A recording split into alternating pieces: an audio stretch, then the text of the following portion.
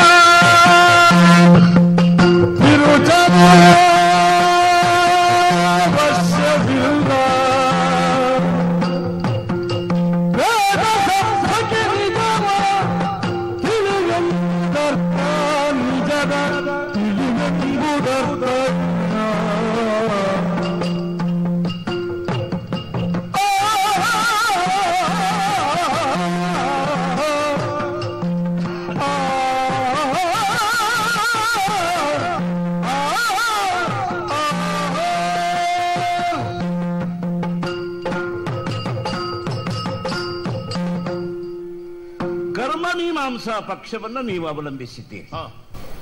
ನಮ್ಮದು ಉಪನಿಷತ್ ಸಿದ್ಧಾಂತ, ವೇದಾಂತ ಮಾರ್ಗ. ಈ ಎರಡೂ ಮಾರ್ಗಗಳಿಗೆ ಪ್ರಮಾಣ ಪದ್ಧತಿ ಅಂದ್ರೆ ನೀವು ವಿವರಿಸಿದ್ದೆ. ಪ್ರತ್ಯಕ್ಷ, ಅನುಮಾನ, ಉಪಮಾನ, ಶಬ್ದ, ಅರ್ಥಾಪತ್ತಿ ಮತ್ತು ಅನುಪಲಬ್ಧಿ. ಇಬ್ಬರೂ ಷಟ್ಪ್ರಮಾಣವಾದಿಗಳೇ. ಎರಡೂ ಪಕ್ಷದವರಿಗೆ ಪರಮ ಪ್ರಮಾಣ ಯಾವುದು? ವೇದ. ಪರಮ ಪ್ರಮಾಣ ಅಂತ ಹೇಳುವುದಕ್ಕೆ ಕಾರಣ ಇದೆ. ಪ್ರಮಾಣಗಳಲ್ಲಿ ಪರಸ್ಪರ ವಿರೋಧ ಬಂದರೆ ಯಾವುದನ್ನ ನಿಜವಾದ ಪ್ರಮಾಣ ಅಂತ ಒಪ್ಪಬೇಕು. ಕೆಲವನ್ನ ನಾವು ಊಹಿಸ್ತೇವೆ, ಕೆಲವನ್ನ ಕಾಣುತ್ತೇವೆ. ಕಾಣುವುದಕ್ಕೂ ತರ್ಕಿಸಿದ್ದಕ್ಕೂ ವಿರೋಧ ಬಂದ್ರೆ ಪ್ರತ್ಯಕ್ಷ ಪ್ರಬಲ ಪ್ರಮಾಣ ಅಂತ ಆಗ್ತದೆ. ಕಂಡಿದ್ದು ಹೇಗಿದೆಯೋ ಅದಕ್ಕನುಗುಣವಾಗಿ ತರ್ಕಿಸಿದ್ದನ್ನು ಹೊಂದಿಸಿಕೊಳ್ಳಬೇಕಾಗ್ತದೆ. ಕಂಡದ್ದು ಹುಲಿಯೋ ದನವೋ ಅಂತ ಹತ್ರ ಹೋದ ಮೇಲೆ ಸ್ಪಷ್ಟ ಗೊತ್ತಾಗ್ತದೆ. ಆದ್ದರಿಂದ ಅದು ಹಸು ಅಂತ ಗೊತ್ತಾದಾಗ ಹಸು ಅಂತಲೇ ನಿರ್ಣಯ. ಹುಲಿಯಂತೆ ಕಂಡಿರಬಹುದು, ಹುಲಿ ಎಂದು ತರ್ಕಿಸುವುದಕ್ಕೆ ಅವಕಾಶ ಇರಬಹುದು, ಆದರೆ ಆ ತರ್ಕ ಪ್ರಮಾಣ ಅಲ್ಲ, ಪ್ರಬಲವಾದ ಪ್ರಮಾಣ ಪ್ರತ್ಯಕ್ಷ. ಆದ್ರಿಂದಲೇ ನೀವು ಎಲ್ಲರೂ ನಿಮ್ಮ ಪಂಥೀಯರು ಹೇಳಿದ್ದೀರಂತೆ, ವ್ಯವಹಾರೇ ಭಟ್ಟನಯ ಕುಮಾರರು ಹೇಳಿದ್ದೆ ನಮಗೆ ವ್ಯವಹಾರದ ಮಟ್ಟಿಗೆ ಒಪ್ಪಿಗೆ ಅಂತ. ಹೌದು. ಈಗ ಪ್ರತ್ಯಕ್ಷ ಮತ್ತು ವೇದಕ್ಕೆ ವಿರೋಧ ಬಂದ್ರೆ ಏನು ಮಾಡುವುದು? ಪ್ರಬಲವಾದ ಪ್ರಮಾಣ ಯಾವುದು? ನೀವೇ ಉಪಕ್ರಮಿಸಿದ್ದೀರಿ. ಹೊಳೆಯ ನೀರು ಬಿಸಿಯಾಗಿದೆ ಅಂತ ವೇದ ಹೇಳಿದ್ರೆ ಕೈ ಇಟ್ಟವನಿಗೆ ಅದು ತಣ್ಣಗಿದೆ ಅಂತ ಗೊತ್ತಾಗ್ತದೆ. ಆದರೂ ವೇದಾರ್ಥವೇ ನಮಗೆ ಪ್ರಾಮಾಣಿಕ ಅಂತ ನಾವು ವೇದವನ್ನ ಪರಮ ಪ್ರಮಾಣ ಅಂತ ಒಪ್ಪುತ್ತೇವೆ. ಇದು ಹೇಗೆ ಅಂತ ಕೇಳಿದ್ರೆ ಸಹಜವಾಗಿ ಹೊಳೆ ಅದು ಹಾಗಿದೆ ಅಂತ ಗ್ರಹಿಸಿ ಹೇಳುದು. ಹೌದು, ಬಿಸಿ ಎಂಬುದಕ್ಕೆ ಅರ್ಥ ಏನು ಅಂತ ಹೇಳ್ಬೇಕು. ಅಲ್ಲ, ಹಾಗಲ್ಲ. ಹೊಳೆಯಲ್ಲಿ ಹರಿಯುವ ನೀರು ಬಿಸಿಯಾಗಿದೆ ಅಂತ ವೇದ ಹೇಳ್ತಾ ಇದೆ, ಅದು ತಣ್ಣಗಾಗುವುದಕ್ಕೆ ಕಾರಣ ಏನು ಅಂತ ಕಾರಣ ಹುಡುಕಬೇಕು. ಅದು ತಣ್ಣಗಾಗುವುದಕ್ಕೆ ಪಾತ್ರದ ಗುಣ ಕಾರಣ, ಬೀಸುವ ಗಾಳಿ ಕಾರಣ. ಯಾಕೆ ಬಿಸಿಯಾದದ್ದು ತಣ್ಣಗಾಗುವುದಕ್ಕೆ ಇದೆಲ್ಲ ಕಾರಣ ಆಗ್ತದಲ್ಲ. ಪಾತ್ರದ ಗುಣದಿಂದ ಬಿಸಿ ಕಡಿಮೆ ಆಗಬಹುದು, ಬೀಸುವ ಗಾಳಿಯಿಂದ ಬಿಸಿ ಕಡಿಮೆ ಆಗಬಹುದು. ಯಾವುದರಿಂದ ಬಿಸಿ ಕಡಿಮೆ ಆಯಿತು ಅಂದ್ರೆ ಅರ್ಥವೇನು? ವೇದಾರ್ಥವನ್ನು ರಕ್ಷಣೆ ಮಾಡಿ ಅದನ್ನು ಪರಮ ಪ್ರಮಾಣ ಅಂತ ಒಪ್ಪಿಕೊಂಡು ಅದಕ್ಕನುಗುಣವಾಗಿ ಉಳಿದ ಪ್ರಮಾಣಗಳನ್ನ ಹೊಂದಿಸಿಕೊಳ್ಳಬೇಕು. ಇದು ನಮ್ಮಿಬ್ಬರಿಗೂ ಸಮ್ಮತವಾದದ್ದು. ಈ ಪ್ರಕ್ರಿಯೆ ಸಮ್ಮತ ಅಂತ ಆದರೆ ವೇದವನ್ನ ಪರಮ ಪ್ರಮಾಣ ಅಂದ್ರೆ ಅಪೌರುಷೇಯ ವಾಕ್ಯ ಅಂತ ನಾವು ಒಪ್ಪಿದ್ದೇವೆ. ವೇದವನ್ನ ಬರೆದವರಿಲ್ಲ, ರಚನೆ ಮಾಡಿದವರಲ್ಲ. ಇಲ್ಲ, ಜೈಮಿನಿಯ ಸೂತ್ರವನ್ನು ಅಥಾತು ಧರ್ಮ ಜಿಜ್ಞಾಸ, ಜೈಮಿನಿಗಳು ರಚಿಸಿದ ಸೂತ್ರ ಅಂತ ನಾವು ಹೇಳ್ತೇವೆ. ಅಥಾತು ಬ್ರಹ್ಮ ಜಿಜ್ಞಾಸ ವ್ಯಾಸಪ್ರಣೀತವಾದ ಸೂತ್ರ ಅಂತ ಹೇಳ್ತೇವೆ. ಅದಕ್ಕೆ ಅವರ ಅಧಿಕಾರ ಇದೆ, ಯಾಕೆ ಅವರೇ ರಚನೆ ಮಾಡಿದವರು. ಅಥವಾ ಯೋಗಾನುಶಾಸನಂ, ಹೌದು, ಅದಕ್ಕೆ ಸೂತ್ರಕಾರರಿದ್ದಾರೆ. ಇಂಥವರು ಸೂತ್ರಕಾರರು, ಅದು ಅವರ ಅಧಿಕಾರಕ್ಕೆ ಸೇರಿದ್ದು ಅಂತ ಹೇಳ್ಬೋದು. ಆದರೆ ವೇದವಾಕ್ಯಗಳು ಪುರುಷ ನಿರ್ಮಿತ ಅಲ್ಲ. ಅದು ಪುರುಷ ನಿರ್ಮಿತ ಅಲ್ಲದೇ ಇರುವುದರಿಂದಲೇ ಒಬ್ಬ ಪುರುಷನಲ್ಲಿರಬಹುದಾದ ಭ್ರಮೆಯಾಗಲಿ, ಪ್ರಮಾದವಾಗಲಿ, ಅನವಧಾನವಾಗಲಿ, ಆಲಸ್ಯವಾಗಲಿ, ಯಾವುದು ಶಬ್ದ ದೋಷ ಅಂತ ನಾವು ಹೇಳ್ತೇವೆಯೋ ಆ ದೋಷಗಳು ವೇದದಲ್ಲಿ ಬರುವುದಕ್ಕೆ ಸಾಧ್ಯ ಇಲ್ಲ. ಈಗ ನಮ್ಮ ಮಾತಾದರೆ ನಾನು ಎಚ್ಚರವಾಗಿದ್ದಾಗ ಆಡುವ ಮಾತು ಬೇರೆ, ಅರ್ಧ ನಿದ್ರೆಯಲ್ಲಿ ಆಡುವ ಮಾತು ಬೇರೆ, ನಿದ್ದೆ ಬಂದು ಕನಸು ಕಾಣುವಾಗ ಆಡುವ ಮಾತು ಬೇರೆ. ಆದ್ದರಿಂದ ಅವಸ್ಥಾ ಭೇದದಿಂದ ನನ್ನ ಮಾತು ಕೆಲವೊಮ್ಮೆ ಪ್ರಮಾಣ ಆಗಬಹುದು, ಕೆಲವೊಮ್ಮೆ ಅಪ್ರಮಾಣ ಆಗಬಹುದು. ಆದ್ರಿಂದ ನಿಜವಾಗಿ ನಿದ್ರೆ ಮಾಡುತ್ತಾ ಒಬ್ಬ ನಮ್ಮನ್ನು ಬೈದ್ರೆ ಕೋಪ ಮಾಡಬಾರದು ಅಂತ ಉಂಟು. ಯಾಕೆ? ಸ್ವಪ್ನದಲ್ಲಿ ಹೇಳಿದ ಮಾತು ನಮ್ಮನ್ನು ಬೈದದ್ದಲ್ಲ. ಸ್ವಪ್ನದಲ್ಲಿ ನಾವೇ ಕಂಡಿರಬಹುದು ಅವನಿಗೆ, ಒಳಗಿಂದ ವೈರ ಇರಬಹುದು. ಸ್ವಪ್ನದಲ್ಲಿ ನಾವೇ ಕಂಡು ನಮ್ಮನ್ನೇ ಶಪಿಸಿರಬಹುದು. ಆದರೆ ಎಚ್ಚರವಾದಾಗ ಆ ಮಾತಿಗಾಗಿ ಜಗಳ ಆಡಬಾರದು. ಆದ್ರೆ ನೆನಪಿಟ್ಟುಕೊಳ್ಬೇಕು, ಸ್ವಪ್ನದಲ್ಲಿಯೂ ನನ್ನನ್ನು ಬೈತಾನೆ ಅಂತ ನೆನಪಿಟ್ಟುಕೊಳ್ಬಹುದು. ಆದ್ರೆ ಸ್ವಪ್ನದಲ್ಲಿಯೇ ಜಗಳ ಮಾಡಬಹುದು, ಎಚ್ಚರ ಆದ್ಮೇಲೆ ಜಗಳ ಮಾಡಬಾರ್ದು. ಇವನು ಮಲ್ಕೊಳ್ಬೇಕು. ಆದ್ದರಿಂದ ಕಂಡವನಲ್ಲಿ ಜಗಳ. ಇದರ ಅರ್ಥ ಏನು ಅಂತಂದ್ರೆ, ನಮ್ಮ ಪುರುಷ ಕರ್ತೃಕವಾದ ವಾಕ್ಯ ಆದರೆ, ಒಬ್ಬ ಪುರುಷ ನಿರ್ಮಾಣ ಮಾಡಿದ ವಾಕ್ಯ ಆದರೆ, ವಾಕ್ಯವನ್ನ ಉಚ್ಚಾರ ಮಾಡುವ ರಚನೆ ಮಾಡುವವನ ಭ್ರಮ ಪ್ರಮಾದಾದಿಗಳು ವಾಕ್ಯದಲ್ಲಿ ಬರ್ತದೆ. ಆದ್ರಿಂದ ಅದು ದುಷ್ಟವಾಗುತ್ತದೆ, ನಿರ್ದೋಷ ಆಗುವುದಿಲ್ಲ.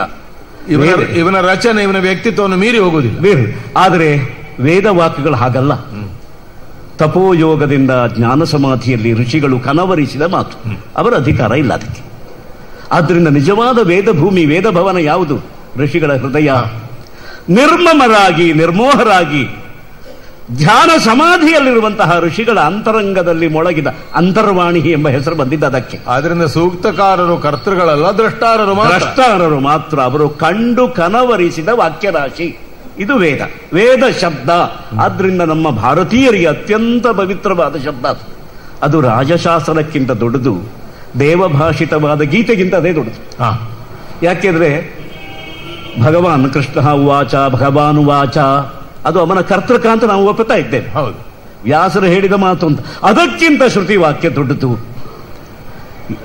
ಈ ಕಾರಣಕ್ಕಾಗಿಯೇ ಅದು ಪರಮ ಪ್ರಮಾಣ, ನಿರುಪಾಧಿಕವಾದ ಪ್ರಮಾಣ ಅಂತ ನಾವು ಇಬ್ಬರೂ ಒಪ್ಪಿಕೊಂಡಿದ್ದೇವೆ. ಇಷ್ಟು ಸಮ ಆದರೆ ಮುಂದೆ ಆಲೋಚನೆ ಮಾಡುವಾಗ ನಿಮ್ಮ ಆಲೋಚನೆ ಹೇಗೆ ಪೂರ್ಣ ಆಗಲಿಲ್ಲ ಅಂತ ಕೇಳುವ, ನಾವು ಅದನ್ನು ಎಚ್ಚರಿಸುವುದು. ಈ ವೇದ ರಾಶಿಯನ್ನ, ವೇದವಾಂಗ್ಮಯವನ್ನು ಇಟ್ಟುಕೊಂಡು ನೀವು ವಿಭಾಗ ಮಾಡಿದ್ದೀರಿ. ವಾಕ್ಯ ರಚನೆ ದೃಷ್ಟಿಯಿಂದ ಕೆಲವು ವಿಧಿ, ಕೆಲವು ನಿಷೇಧ, ಕೆಲವು ಅರ್ಥವಾದ, ಹೀಗೆ ಬೇರೆ ಬೇರೆ ಆ ವಾಕ್ಯದ ಸ್ವರೂಪವನ್ನು ನೀವು ವಿಭಾಗ ಮಾಡಿ ವಿಚಾರ ಮಾಡ್ತೀರಿ.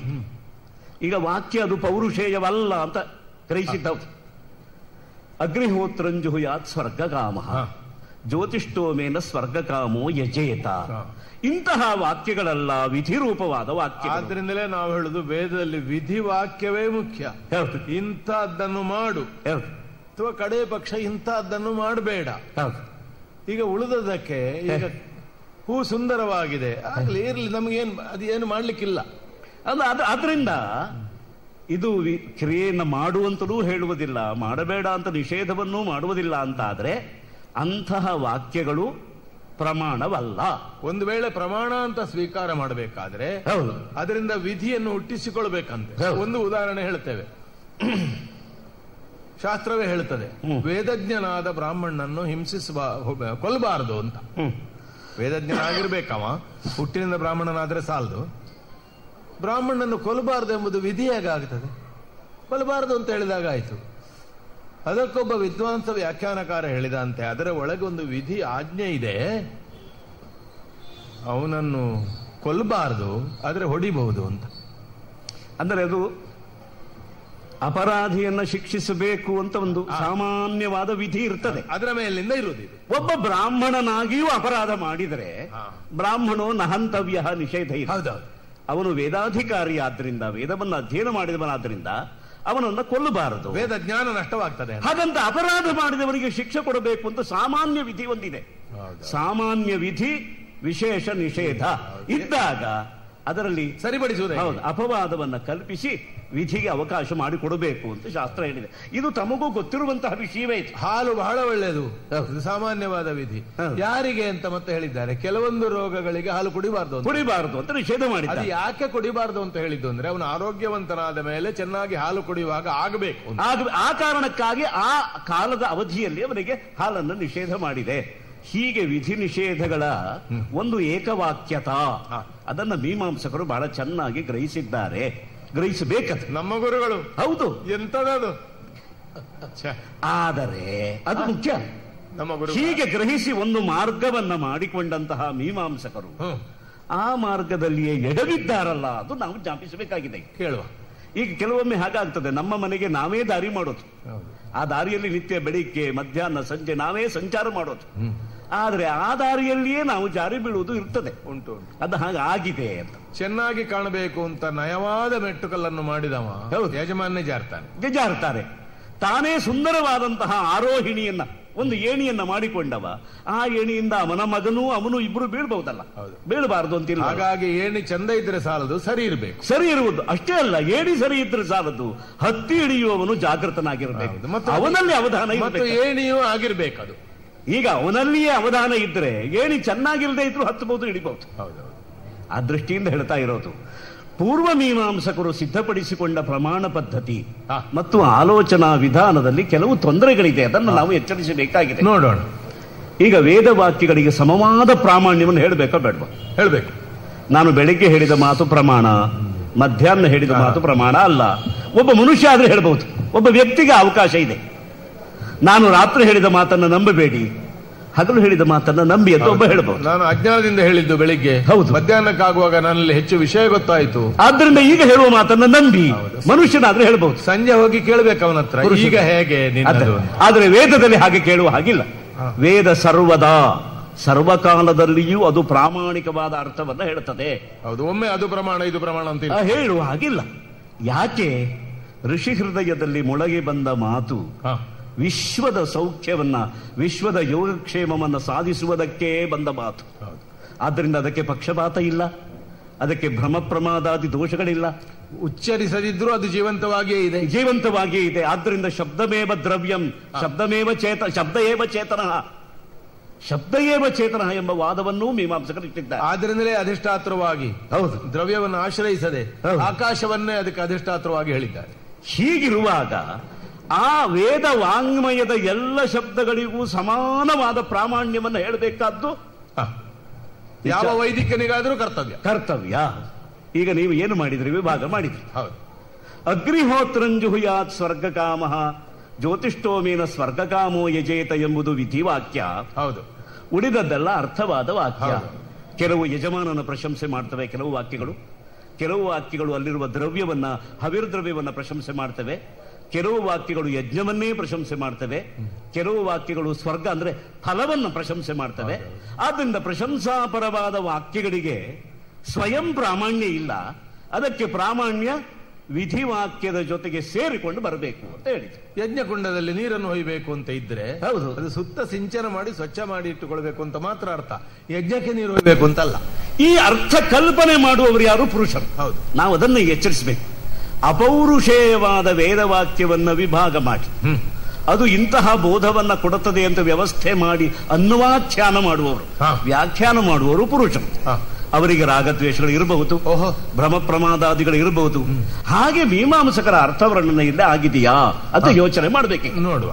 ಈ ಅರ್ಥವಾದ ವಾಕ್ಯ ಅಂತ ಇಟ್ಟುಕೊಂಡು ಆ ಅರ್ಥವಾದ ವಾಕ್ಯಕ್ಕೆ ವಿಧಿವಾಕ್ಯಕ್ಕೆ ಇರುವಷ್ಟು ಪ್ರಾಮಾಣ್ಯ ಇಲ್ಲ ಅಂತ ಹೇಳಿದ್ರೆ ವೇದ ಪ್ರಾಮಾಣ್ಯವನ್ನು ಸಂರಕ್ಷಣೆ ಮಾಡುವುದಕ್ಕೆ ಸಿದ್ಧರಾದವರೇ ವೇದ ಪ್ರಾಮಾಣ್ಯವನ್ನು ಆಂಶಿಕವಾಗಿ ನಿರಾಕರಣೆ ಮಾಡಿದಾಗ ಆಗ್ತದೆ. ಅದಕ್ಕೆ ಅವರು ಇಟ್ಟುಕೊಂಡ ಆಧಾರ ಏನು? ಸರ್ವಂ ವಾಕ್ಯಂ ಕ್ರಿಯಾಯಾಂ ಪರಿಸಮಾಪ್ಯತೆ. ಒಂದು ವಾಕ್ಯ ಅಂತ ಆಗ್ಬೇಕಿದ್ರೆ ಒಂದು ಕ್ರಿಯೆಯನ್ನು ಬೋಧನೆ ಮಾಡಬೇಕು. ಆಮ್ನಾಯಸ್ಸ ಕ್ರಿಯಾರ್ಥತ್ವಾತ್, ಕ್ರಿಯಾರ್ಥವಾಗಿ ಹೀಗೆ ಮಾಡು ಅಥವಾ ಮಾಡಬೇಡ ಅಂತ ಅದರ ಕಡೆ ಪಕ್ಷ ಹೇಳಿದ್ರೆ ಅದು ಆಮ್ನಾಯ, ಉಳಿದದ್ದು ವರ್ಣನೆ.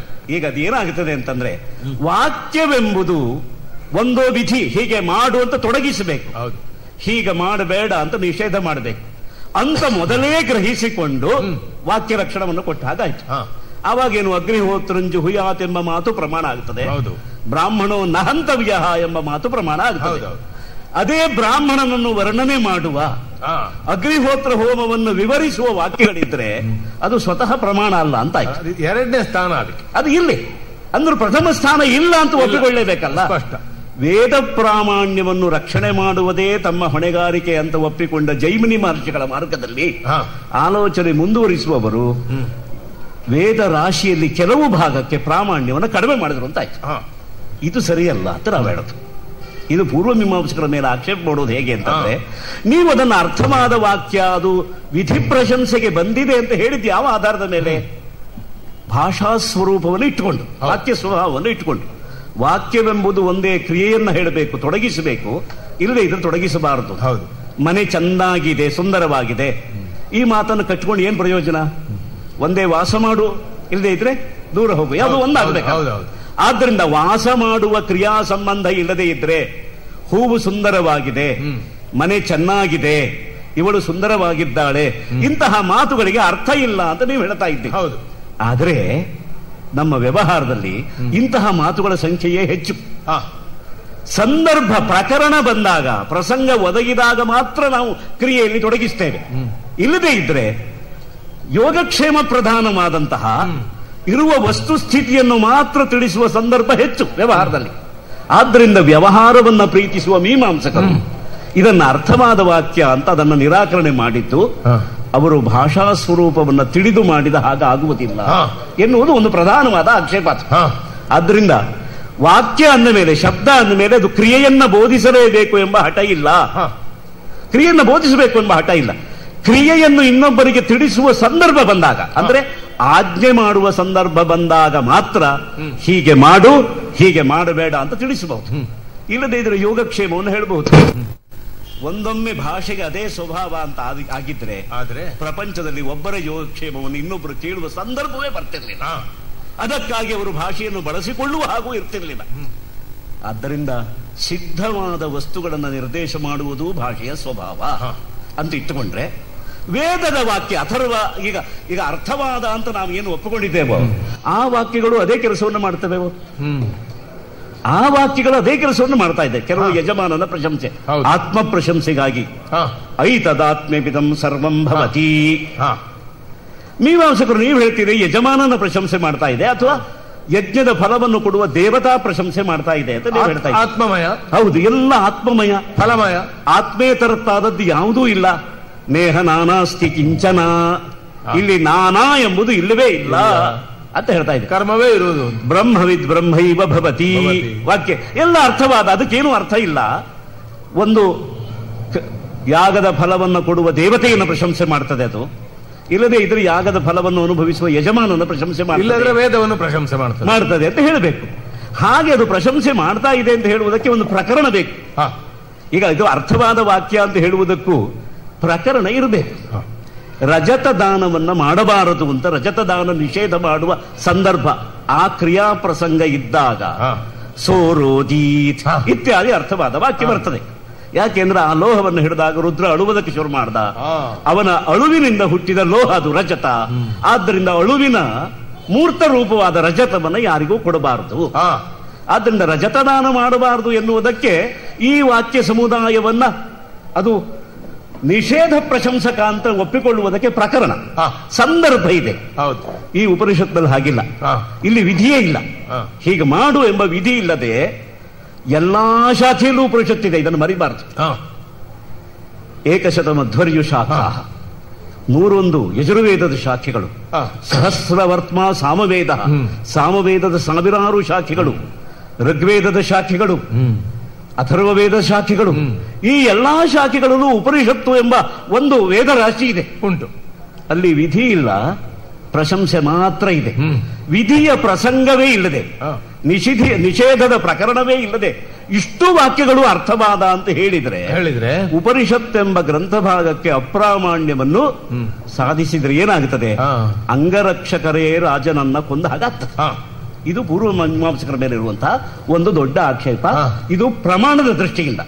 ಇನ್ನು ಪ್ರಮೇಯದ ದೃಷ್ಟಿಯಿಂದ ಯೋಚನೆ ಮಾಡಿದ್ರೆ ವೇದಕ್ಕೆ ಮುಖ್ಯ ತಾತ್ಪರ್ಯ ಎಲ್ಲಿ? ಏನು? ಒಂದೇ ವಾಕ್ಯ ಇದ್ದರೆ ಅದರ ಮುಖ್ಯ ತಾತ್ಪರ್ಯ ಹುಡುಕುವ ಸಂದರ್ಭ ಇಲ್ಲ. ಇಲ್ಲ. ಸತ್ಯಂ ವದ, ಇದಕ್ಕೆ ಮುಖ್ಯ ತಾತ್ಪರ್ಯ ಏನು ಅಂತ ಪ್ರಶ್ನೆ ಇಲ್ಲ. ಇಲ್ಲ.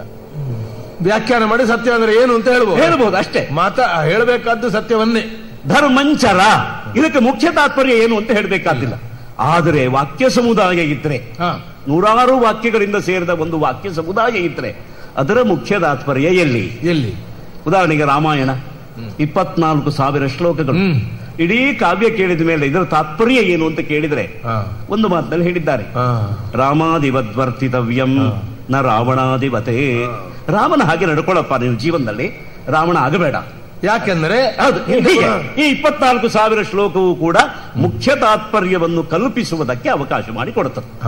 ಹೀಗೆ ಉಪನಿಷತ್ತೆಂಬ ವೇದ ವಾಂಗ್ಮಯ, ವೇದ ರಾಶಿಯನ್ನು ಇಟ್ಟುಕೊಂಡ್ರೆ ಇದರ ಮುಖ್ಯ ತಾತ್ಪರ್ಯ ಎಲ್ಲಿ? ಏನು? ಪೂರ್ವ ಮೀಮಾಂಸಕರಾದ ನಿಮಗೆ ಅದು ಬಿಟ್ಟೇ ಹೋಗ್ತದೆ. ನೀವು ತಾತ್ಪರ್ಯ ಕಲ್ಪನೆ ಮಾಡಲಿಕ್ಕೆ ಆಗುದಿಲ್ಲ. ಯಾಕೆ? ನೀವು ತಾತ್ಪರ್ಯ ಕಲ್ಪನೆ ಮಾಡುವುದು ಯಾವುದರ ಆಧಾರದ ಮೇಲೆ? ಯಜ್ಞದ ಆಧಾರ. ಒಂದೇ ವಿಧಿ ಇರಬೇಕು, ಇಲ್ಲದೆ ಇದ್ರೆ ನಿಷೇಧ ಇರಬೇಕು. ವಿಧಿ ಇದ್ರೆ ವಿಧಿಯನ್ನ ಮುಖ್ಯ ಅಂತ ತಿಳ್ಕೊಂಡು ಹೀಗೆ ಮಾಡು, ಹೋಮ ಮಾಡು. ಹೋಮ ಮಾಡು ಎಂಬ ಕ್ರಿಯೆ ಮುಖ್ಯವಾದ್ರಿಂದ ಆ ಹೋಮದ ವಿಧಾನ ಹೀಗೆ, ಆ ಹೋಮದ ಯಜಮಾನ ಹೀಗೆ, ಹೋಮದಲ್ಲಿರುವ ಹವಿರ್ದ್ರವ್ಯ ಇಂಥ, ಅದರಲ್ಲಿ ಬರುವ ದೇವತೆ ಇಂಥದ್ದು, ದೇವತಾ ಸ್ವರೂಪ, ಹೀಗೆ ಎಲ್ಲ ವಾಕ್ಯದ ತಾತ್ಪರ್ಯವನ್ನು ಮುಖ್ಯ ತಾತ್ಪರ್ಯ ಅಂತ ಹೋಮವನ್ನ ಕೇಂದ್ರವಾಗಿಟ್ಟುಕೊಂಡು ಎಲ್ಲ ವಾಕ್ಯಗಳ ತಾತ್ಪರ್ಯವನ್ನ ಸಂಗಮನ ಮಾಡಬಹುದು ನೀವು. ಆದರೆ ಈ ಉಪನಿಷತ್ತಿನಲ್ಲಿ ವಿಧಿ ಇಲ್ಲದೆ ಇಷ್ಟು ವಾಕ್ಯಗಳಿದೆಯಲ್ಲ, ವಿಧಿಯೂ ಇಲ್ಲ, ನಿಷೇಧವೂ ಇಲ್ಲ. ಆದ್ದರಿಂದ ಈ ಇಷ್ಟೂ ವಾಕ್ಯಗಳ ತಾತ್ಪರ್ಯ, ಮುಖ್ಯ ತಾತ್ಪರ್ಯ ಎಲ್ಲಿ ಅಂತ ನಿರ್ಣಯ ಮಾಡುವುದಕ್ಕೆ ಪೂರ್ವ ಮೀಮಾಂಸಾ ಶಾಸ್ತ್ರ ಅಸಮರ್ಥವಾಗಿ ಹೋಗ್ತದೆ. ವೇದಾಂತ ಶಾಸ್ತ್ರ ಹೇಗೆ ಸಮರ್ಥ? ವೇದಾಂತ ಶಾಸ್ತ್ರ ಹೇಗೆ ಸಮರ್ಥ ಅಂತಂದ್ರೆ, ವಾಕ್ಯವೆಂಬುದು ಕ್ರಿಯೆಯನ್ನ ಬೋಧಿಸಲೇಬೇಕು ಅಂತಿಲ್ಲ. ಅದು ಕ್ರಿಯೆಯನ್ನ ಬೋಧಿಸಬಹುದು, ಕ್ರಿಯೆಯಲ್ಲದ ಸಿದ್ಧವಾದ ವಸ್ತುವನ್ನು ತಿಳಿಸಬಹುದು. ಕ್ರಿಯಾ ಎಂಬುದು ಏನದು? ಅದು ಮೊದಲು ಇರಲಿಲ್ಲ, ಮಾಡುವಾಗ ಇರುತ್ತದೆ, ಮುಗಿಸಿದ ಮೇಲೆ ಇರುವುದಿಲ್ಲ. ಅದು ಒಂದು ನಶ್ವರವಾದ ಅನಿತ್ಯವಾದಂತಹ ಒಂದು ವಸ್ತು, ಅದು ಕ್ರಿಯಾ ಎಂಬುದು. ಅಂತಹ ವಸ್ತುವನ್ನು ಬೋಧನೆ ಮಾಡುವುದಕ್ಕೆ ನಿತ್ಯವಾದ ಶಬ್ದ ಇರಬೇಕು ಅಂತಿಲ್ಲ. ನಿತ್ಯ ಶಬ್ದ ಅನಿತ್ಯವಾದ ಕ್ರಿಯೆಯನ್ನು ಯಾಕೆ ಬೋಧನೆ ಮಾಡಬೇಕು? ಆ ದೃಷ್ಟಿಯಿಂದ ಕ್ರಿಯೆಯನ್ನ ಬೋಧಿಸುವುದು ನಿತ್ಯ ಶಬ್ದವಾದ ಅಪೌರುಷೇಯ ಶಬ್ದವಾದ ವೇದದ ಅದು ಉದ್ದೇಶ ಅಲ್ಲ. ಆದ್ರಿಂದ ವೇದದ ಮುಖ್ಯ ತಾತ್ಪರ್ಯ ಎಲ್ಲಿ? ಒಂದು ಸ್ಥಿರವಾದ ವಸ್ತುವನ್ನು ಬೋಧನೆ ಮಾಡುವುದರಲ್ಲಿ. ನಿತ್ಯ ವಾಕ್ಯ ಹೌದಾದ್ರೆ ನಿತ್ಯವಾದನ್ನು ಹೇಳಬೇಕು, ನಿತ್ಯವಾದಂತಹ ಅರ್ಥವನ್ನೇ ಅದು ಹೇಳಬೇಕದು. ನಿತ್ಯವಾದ ಅರ್ಥ ಯಾವುದು ಅಂತ ಕೇಳಿದ್ರೆ ಬ್ರಹ್ಮ ಅಂತ ಅದೇ ಹೇಳ್ತಾ ಇದೆ. ಅದು ಅಮೃತ್ಯು, ಅದು ಅಜರ, ಅದು ಶಾಶ್ವತವಾದದ್ದು, ಅದಕ್ಕೆ ಅವಸ್ಥೆಯ ವಿಕಾರಗಳಿಲ್ಲ. ಅಂತಹ ಅವಿಕಾರಿಯಾದಂತಹ, ನಿರ್ಗುಣವಾದಂತಹ, ನಿಶ್ಚಲವಾದಂತಹ, ವ್ಯಾಪಕವಾದ, ಎಲ್ಲವನ್ನೂ ತನ್ನೊಳಗೆ ಒಳಗೊಳ್ಳಬಲ್ಲ ಬ್ರಹ್ಮಯತಿ, ಎಲ್ಲವನ್ನೂ ದೊಡ್ಡದಾಗಿ ಮಾಡಬಲ್ಲ ಪೂರ್ಣ ವಸ್ತು ಅಂತ ಹೇಳುವುದಕ್ಕೆ ಯೋಗ್ಯವಾದ ಬ್ರಹ್ಮ, ಅದು ನಿತ್ಯವಾದ ವಸ್ತು. ಈ ನಿತ್ಯ ವಸ್ತುವನ್ನು ತಿಳಿಸುವುದಕ್ಕೆ ನಿತ್ಯವಾದ ಶಬ್ದ ವೇದ ಬಂದಿದೆ. ಆದ್ದರಿಂದ ಕ್ರಿಯೆಯನ್ನು ಬೋಧಿಸಬೇಕಾದ ಅಗತ್ಯ ಇಲ್ಲ. ಇದು ವೇದಾಂತದ ಒಂದು ಸಿದ್ಧಾಂತ ಮಾರ್ಗ. ಆದ್ದರಿಂದ ಬ್ರಹ್ಮವೆಂಬುದು ಅದು ಕ್ರಿಯೆ ಅಲ್ಲ, ಅದು ಫಲವೂ ಅಲ್ಲ. ಅದು ಬ್ರಹ್ಮವೆಂಬುದು ಫಲವೂ ಅಲ್ಲ, ಅದು ಸಾಧನವೂ ಅಲ್ಲ, ಅದು ಕ್ರಿಯೆಯೂ ಅಲ್ಲ. ಹಾಗಂತ ಎಲ್ಲವನ್ನೂ ಒಳಗೊಂಡ ವ್ಯಾಪಕವಾದ ವಸ್ತು. ಅದನ್ನು ಹೇಳುವುದಕ್ಕೆ ನಿತ್ಯವಾದ ವೇದ ಪ್ರವೃತ್ತವಾಗಿದೆ ಅಂತ ವೇದದ ಮುಖ್ಯ ತಾತ್ಪರ್ಯವನ್ನು ಕಲ್ಪಿಸುವುದರಿಂದ ವೇದಕ್ಕೆ ಪ್ರಾಮಾಣ್ಯವನ್ನು ರಕ್ಷಣೆ ಮಾಡಿದಾಗ. ಜೊತೆಗೆ ನೀವು ಹೇಳ್ತಾ ಇರುವ ಒಂದು ಈಗ ಅರ್ಥವ್ಯವಸ್ಥೆಯ ದೃಷ್ಟಿಯಿಂದ ನೋಡೋಣ. ಹೌದು, ಪ್ರಧಾನ ಲಕ್ಷ್ಯದ ವ್ಯವಸ್ಥೆ. ಯಾಕೆ ಜೀವಹಿತ ಸಾಧಿಸುವುದಕ್ಕೆ ವೇದ ಪ್ರವೃತ್ತವಾಗಿದೆ. ಹೌದು, ಇಲ್ಲದ್ರೆ ವೇದ ಬೇಡ. ತಸ್ಮಾತ್ ವೇದಸ್ಯ ವೇದತ ಅಂತ ಹೇಳುವಾಗ ಉಳಿದದ್ದು ಯಾವುದನ್ನು ಹೇಳುವುದಿಲ್ವೋ ಅದಕ್ಕೆ ವೇದ ಅಂತ ಹೇಳುದು. ಆದ್ರಿಂದ ಜೀವಹಿತ ಸಾಧನೆ ಆಗಬೇಕು ಅಂತಾದ್ರೆ ಬ್ರಹ್ಮ ಇದೆ ಅಂತ ಹೇಳಿದ್ರೆ ಏನ್ ಜೀವಹಿತ ಆಗ್ತದೆ? ಆದ್ರೆ ಸ್ವರ್ಗಕ್ಕಾಗಿ ಈ ಕರ್ಮ ಮಾಡು, ಹೌದೌದು, ಒಂದು ಪಶು ಹಿರಣ್ಯಾದಿ ಫಲವನ್ನು ಪಡೆಯುವುದಕ್ಕೆ ಇಂತಿಂತಹ ಒಂದು ಹೋಮವನ್ನು ಮಾಡು ಅಂತ ಹೇಳಿದ್ರೆ ಜೀವಹಿತ ಅಂದ್ರೆ ಫಲ ಮತ್ತು ಸಾಧನ ಎರಡನ್ನೂ ಹೇಳಿದ ಹಾಗೆ ಆಗುತ್ತದೆ. ಬ್ರಹ್ಮ ಇದ್ರೆ ಇರ್ಲಿ ಅಂತ ಹೇಳ್ಬೇಕು. ಬ್ರಹ್ಮ ಇದ್ರೆ ಇರ್ಲಿ. ಅದರಿಂದ ಜೀವಹಿತ ಏನು ಅಂತ ಕೇಳಿದ್ರೆ ಉಪನಿಷತ್ ಭಾಗ ಅದನ್ನು ಬಹಳ ಚೆನ್ನಾಗಿ ಹೇಳ್ತದೆ. ಈಗ ಈ ಪ್ರಯೋಜನ ಹಸಿವಾದವನಿಗೆ ಅನ್ನ ಕೊಡಬೇಕು, ಬಾಯಾರಿದವನಿಗೆ ನೀರು ಕೊಡಬೇಕು, ನೆರಳು ಬೇಕಾದವನಿಗೆ ಮನೆ ಕಟ್ಟಿಕೊಡ್ಬೇಕು. ಆದ್ರೆ ಅಷ್ಟರಿಂದ ಮುಗೀತು. ತತಕ್ಕಿಂ, ಅಲ್ಲಿಂದ ಮುಂದೇನು? ನೆರಳು ಬೇಕು ಅಂತ ಮನೆಯೊಳಗೆ ಬಂದ, ನೆರಳು ಸಿಕ್ತು, ವಿಶ್ರಾಂತಿ ಸಿಕ್ತು. ತತಕ್ಕಿಂ ಮತ್ತೆ ಮನೆಯಲ್ಲೇ ಇದ್ರೆ ಮತ್ತೆ ಅವನ ಜೀವನ ಮುಗಿದು ಹೋಗ್ತದಲ್ಲ, ಮತ್ತೆ ಹೊರಗೆ ಹೋಗ್ಬೇಕು, ಮತ್ತೆ ಕಷ್ಟಪಡಬೇಕು. ಆಮೇಲೆ ಹಸಿವಾಗ್ತದೆ, ಆಹಾರ ಸಿಕ್ತು, ಹೊಟ್ಟೆ ತುಂಬಿತು, ತತಕ್ಕಿಂ ತೇಗ ಬಂತು, ಮತ್ತೆ ಹಸಿವಾಗಬೇಕು, ಇಲ್ಲದ್ರೆ ಬದುಕಿಲ್ಲ. ನೀರು ಕುಡಿತಾನೆ ಬಾಯಾರಿಕೆಯಿಂದ, ಬಾಯಾರಿಕೆ ಹೋಯ್ತು, ತತಕ್ಕಿಂ ಅಂದರೆ ನಶ್ವರವಾದ ಕ್ರಿಯೆಯಿಂದ ನಶ್ವರವಾದ ಪ್ರಯೋಜನ ಪಡೆದ್ರೆ ತತಕ್ಕಿಂ ಆಮೇಲೇನು ಎಂಬ ಪ್ರಶ್ನೆ ಇದ್ದೇ ಇದೆ. ಆ ಪ್ರಶ್ನೆ ಇಲ್ಲದೆ ಆಗಬೇಕು. ಆ ಪ್ರಶ್ನೆ ಇಲ್ಲದೆ ಇರುವ ಉತ್ತರ ಎಲ್ಲಿದೆ? ಬ್ರಹ್ಮ ಭೂಯ, ಬ್ರಹ್ಮವೇ ಆಗಿಬಿಟ್ರೆ ತತಕ್ಕಿಂ ಎಂಬ ಪ್ರಶ್ನೆಯೇ ಇಲ್ಲ. ಯಾಕೆ? ಅದು ನಿತ್ಯವಾದದ್ದು, ಅದು ಶಾಶ್ವತವಾದದ್ದು, ಅಲ್ಲಿ ಮೃತ್ಯುವಿನ ಸಂಬಂಧ ಇಲ್ಲ, ಅಲ್ಲಿ ಹಸಿವೆ ಇಲ್ಲ, ಬಾಯಾರಿಕೆ ಇಲ್ಲ, ಹಗಲಿಲ್ಲ, ರಾತ್ರಿ ಇಲ್ಲ. ಅಂತಹ ನಿರ್ದ್ವಂದ್ವವಾದ ಗುಣಾತೀತ ಅಂದ್ರೆ ಗುಣ ಇಲ್ಲದ್ದು ಅಂತಲ್ಲ, ಗುಣವನ್ನು ದಾಟಿದ ಒಂದು ಅಸೀಮವಾದ ಭೂಮ, ಅದು ಬ್ರಹ್ಮ. ಅದನ್ನು ಪಡೆದರೆ ತತಕ್ಕಿಂ ಎಂಬ ಪ್ರಶ್ನೆ ಇಲ್ಲ. ಈಗ ಪೂರ್ವಮೀಮಾಂಸ ಹೇಳುವ ಹಾಗೆ ವೇದ ಒಮ್ಮೆ ನಶ್ವರವಾದ ಕ್ರಿಯೆಯಿಂದ ಸ್ವರ್ಗಾದಿ ಸುಖವನ್ನು ಪಡೆಯುವುದಕ್ಕೆ ಸಾಧ್ಯ ಅಂತ ತಿಳಿಸ್ತಾ ಇದೆ. ಆ ಮಾರ್ಗದಲ್ಲಿ ಎಲ್ಲರೂ ತೊಡಗಬೇಕು ಅಂತ ಇದ್ರೆ ನಶ್ವರವಾದ ಫಲವನ್ನೇ ಕೊಟ್ಟ ಹಾಗೆ ಆಗ್ತದೆ. ಅದಕ್ಕೆ ನಿತ್ಯವಾದ ವೇದ ಯಾಕೆ ಬೇಕು ಅಂತ ಪ್ರಶ್ನೆ ಬರ್ತದೆ. ಆದ್ದರಿಂದ ಅಸೀಮವಾದ ಶಾಶ್ವತವಾದ ಭೂಮವನ್ನ ಪಡೆಯಬೇಕು ಅಂತಾದ್ರೆ ಅದಕ್ಕೆ ಸಾಧನವನ್ನ ವೇದ ಹೇಳ್ತಾ ಇದೆ. ಆತ್ಮಾವಾರೇ ದ್ರಷ್ಟವ್ಯ, ಶ್ರೋತವ್ಯೋ, ಮಂತವ್ಯೋ, ನಿಧಿಧ್ಯಾಸಿತವ್ಯ. ಆತ್ಮ ದ್ರಷ್ಟವ್ಯ, ನೋಡುವುದಕ್ಕೆ ಇಂದ್ರಿಯಗಳಿದೆ, ಜಗತ್ತನ್ನು ನೋಡುವುದಲ್ಲ, ಒಳಗಡೆ ನೋಡಿ. ಆತ್ಮ ದ್ರಷ್ಟವ್ಯ, ಈ ಆತ್ಮದರ್ಶನ ಪಡಿಬೇಕು ಅಂತಾದರೆ ಶ್ರೋತವ್ಯ, ಮಂತವ್ಯ, ನಿಧಿಧ್ಯಾಸಿತವ್ಯ. ಶ್ರವಣ, ಮನನ ಮತ್ತು ನಿಧಿಧ್ಯಾಸನ. ಕರ್ಮ ಬೇಡ ಅಂತಲ್ಲ, ವೇದಾಂತಿಗಳು ಕರ್ಮ ವಿರೋಧಿಗಳಲ್ಲ. ಆದರೆ ಕರ್ಮ ಸೀಮಿತವಾದ ಪ್ರಯೋಜನ ಕೊಡುತ್ತದೆ. ಅಸೀಮವಾದ ಭೂಮ ಬೇಕು ಅಂದ್ರೆ ಕರ್ಮ ಬಿಡಿ ಅಂತ, ಕರ್ಮವನ್ನು ಪೂರ್ಣ ತ್ಯಾಗ ಮಾಡಿ ಅಂತ ಹೇಳೋದಲ್ಲ. ಕರ್ಮ ಇರುವುದು ಚಿತ್ತಸ್ಯ ಶುದ್ಧಯೇ ಕರ್ಮ ನತು ವಸ್ತೂಪಲಬ್ಧಯೇ. ನಮ್ಮ ಚಿತ್ತವನ್ನು ಶೋಧನೆ ಮಾಡಿಕೊಳ್ಳೋದಕ್ಕೆ ಸ್ನಾನ ಬೇಕು. ಯಾಕೆ? ಸ್ನಾನ ಮಾಡುವುದಕ್ಕೆ ಸ್ನಾನ ಅಲ್ಲ, ಮೈ ಕೊಳೆಯನ್ನು ತೊಳೆಯುವುದಕ್ಕೆ ಸ್ನಾನ. ಮೈ ಕೊಳೆ ತೊಳೆದಾಯ್ತು ಅಂತ ಗೊತ್ತಾದ್ರೆ ಸ್ನಾನವನ್ನು ಬಿಟ್ಟು ಬರಬೇಕವನು, ಸ್ನಾನವನ್ನೇ ಮಾಡ್ತಾ ಇರೋದಲ್ಲ. ಮಕ್ಕಳು ಪಾಪ ಗೊತ್ತಿಲ್ಲ, ಹೊಳೆಗಿಡಿದವರು ಯಾಕೆ ಹೊಳೆಗಿಳಿದಿದ್ದೇವೆ ಅನ್ನೋದು ಮರ್ತು ಬಿಡ್ತಾರೆ. ಅಲ್ಲೇ ಈಜಾಡಿ ಹಸುದು ಬಸಬಡಿದ್ರು ಮೇಲೆ ಹತ್ತಬೇಕು ಅಂತ ಅವ್ರಿಗೆ ಕಾಣೋದಿಲ್ಲ. ಆಗ ಮೇಲಿದ್ದ ಹಿರಿಯ ಒಬ್ಬ ಕೈ ಚಪ್ಪಾಳೆ ತಟ್ಟು ಕರೀತಾರೆ, ನೀವು ಹೊಳೆಗಿಳಿದದ್ದು ಅಲ್ಲೇ ಇರೋದಕ್ಕಲ್ಲ, ಅಲ್ಲಿರೋದಕ್ಕಾದ್ರೆ ಮೀನ ಮೊಸಳೆಗೆ ಅವಕಾಶ ಉಂಟು, ನಿಮಗಲ್ಲ, ನೀವು ಮೇಲಕ್ಕೆ ಬನ್ನಿ ಅಂತ. ಒಬ್ಬ ಆಚಾರ್ಯರ ಪ್ರಸಕ್ತಿ ಇರೋದೇ ಅದಕ್ಕಾಗಿ. ವೇದಾಂತಿಗಳು ಈ ಕೆಲಸವನ್ನು ಮಾಡ್ತಾ ಇದ್ದಾರೆ. ಈ ಕರ್ಮವೆಂಬ ಹೊಳೆಯಲ್ಲಿ ಇಳಿದು ಅಲ್ಲಿಯೇ ಮುಳುಗಿ ಯಾವ ಉದ್ದೇಶಕ್ಕೆ ನೀವು ಇಳಿದಿದ್ದಿರೋದನ್ನು ಮರೆತು ನೀವು ಭ್ರಾಂತರಾಗಿ ಒದ್ದಾಡಬೇಡಿ. ನೀವು ಅಸೀಮವಾದ ಭೂಮವನ್ನು ಪಡಿಬೇಕು ಅಂದ್ರೆ ದಡಕ್ಕೆ ಬರಬೇಕು. ಉಪನಿಷತ್ತು ಬಂದಿರೋದು ಅದಕ್ಕಾಗಿ. ಆತ್ಮಾವಾರೇ ದ್ರಷ್ಟವ್ಯ, ಶ್ರೋತವ್ಯ, ಮಂತವ್ಯ, ನಿಧಿಧ್ಯಾಸಿತವ್ಯ. ಹಾಗಿದ್ರೆ ಶ್ರವಣ, ಮನನ, ನಿಧಿಧ್ಯಾಸನ ಕರ್ಮ ಅಲ್ಲವೇ? ಹೌದು. ಇದು ಯಾವ ಕರ್ಮ ಅಂತಂದ್ರೆ ಇದು ಅಂಟಿಸುವ ಕರ್ಮ ಅಲ್ಲ. ಈಗ ನೀವು ಹೇಳಿದ ಹಾಗೆ ಧರ್ಮ, ಅರ್ಥ, ಕಾಮ ಎಂಬ ತ್ರಿವರ್ಗ ಇದೆಯಲ್ಲ, ಈ ತ್ರಿವರ್ಗಕ್ಕಾಗಿ ಹೊರಟ ಕರ್ಮ ಅಲ್ಲ, ಇದು ಅಪವರ್ಗ. ಆ ಮೂರನ್ನು ಬಿಡಬೇಕು, ಅಪವರ್ಜನ. ಧರ್ಮ, ಅರ್ಥ, ಕಾಮಗಳನ್ನು ಬಿಡದೇ ಇದ್ರೆ ಈ ಅಪವರ್ಗ ಮೋಕ್ಷ ಎಂಬುದು ಸಿಗೋದಿಲ್ಲ.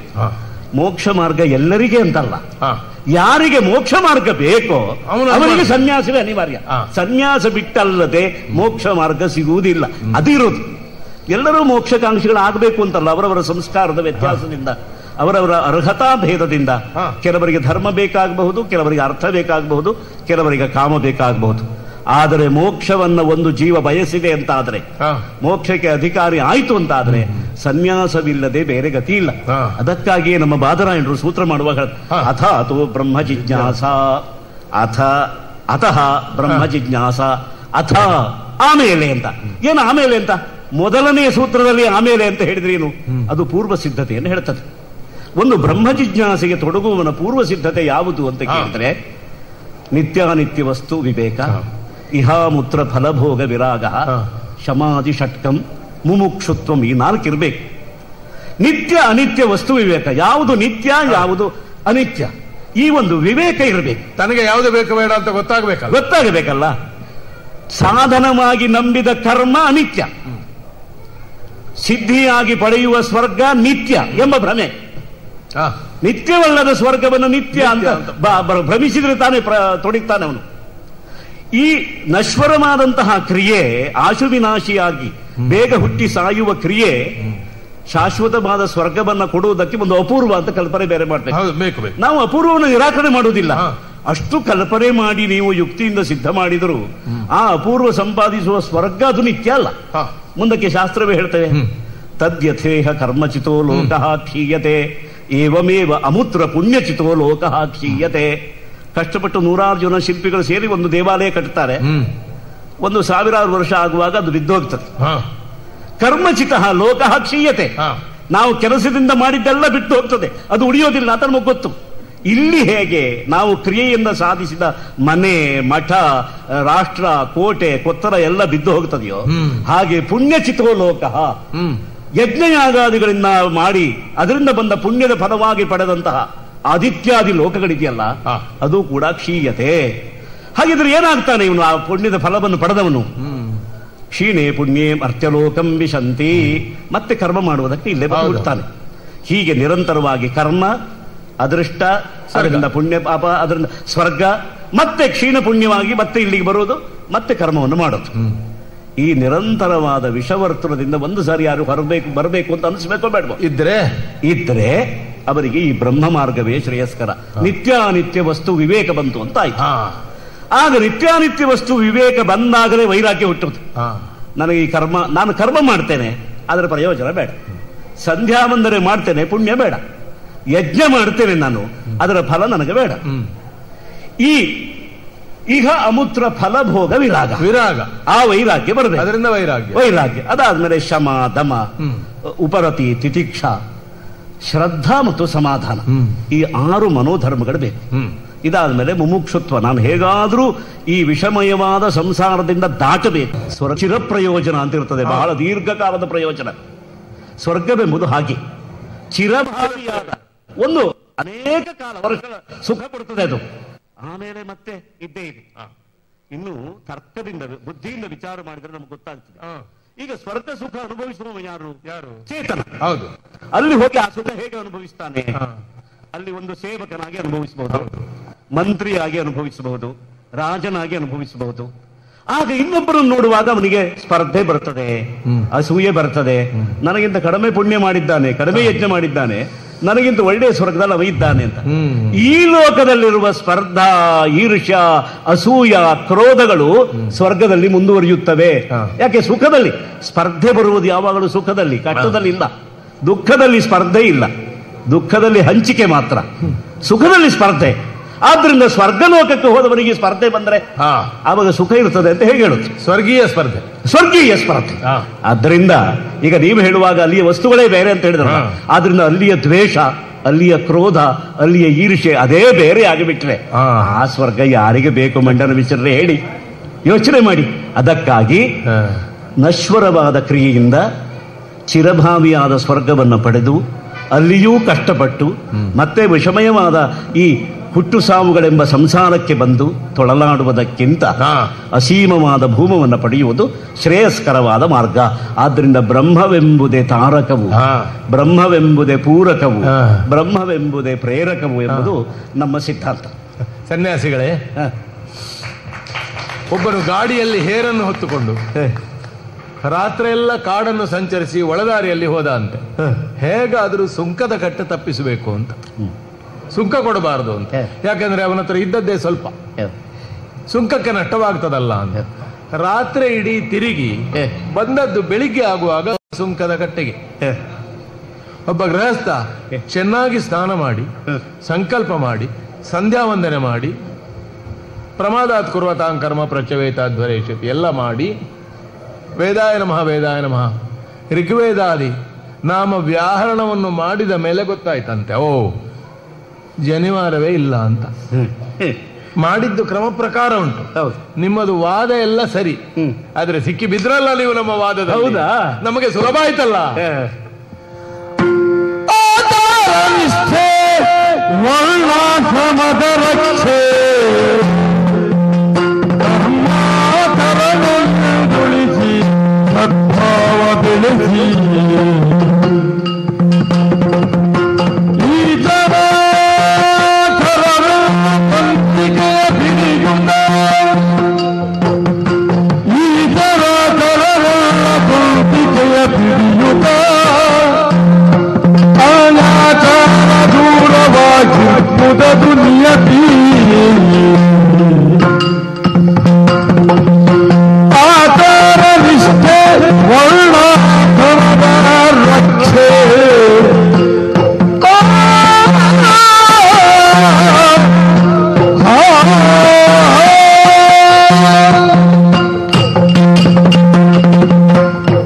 ಸನ್ಯಾಸಿಗಳೇ, ಆರಂಭದಲ್ಲಿ ಬ್ರಹ್ಮನು ಕೊಟ್ಟ ಆಜ್ಞೆಯ ಪ್ರಕಾರ ರಕ್ಷಿಸುವವರೇ ವಯಂ ರಕ್ಷಾಮಹೆ ಅಂತ ಹೇಳಿದವರು ಮತ್ತೆ ರಾಕ್ಷಸರಾದರು ಅಂತ ಒಂದು ಪುರಾಣ ಕಥೆ ಉಂಟು.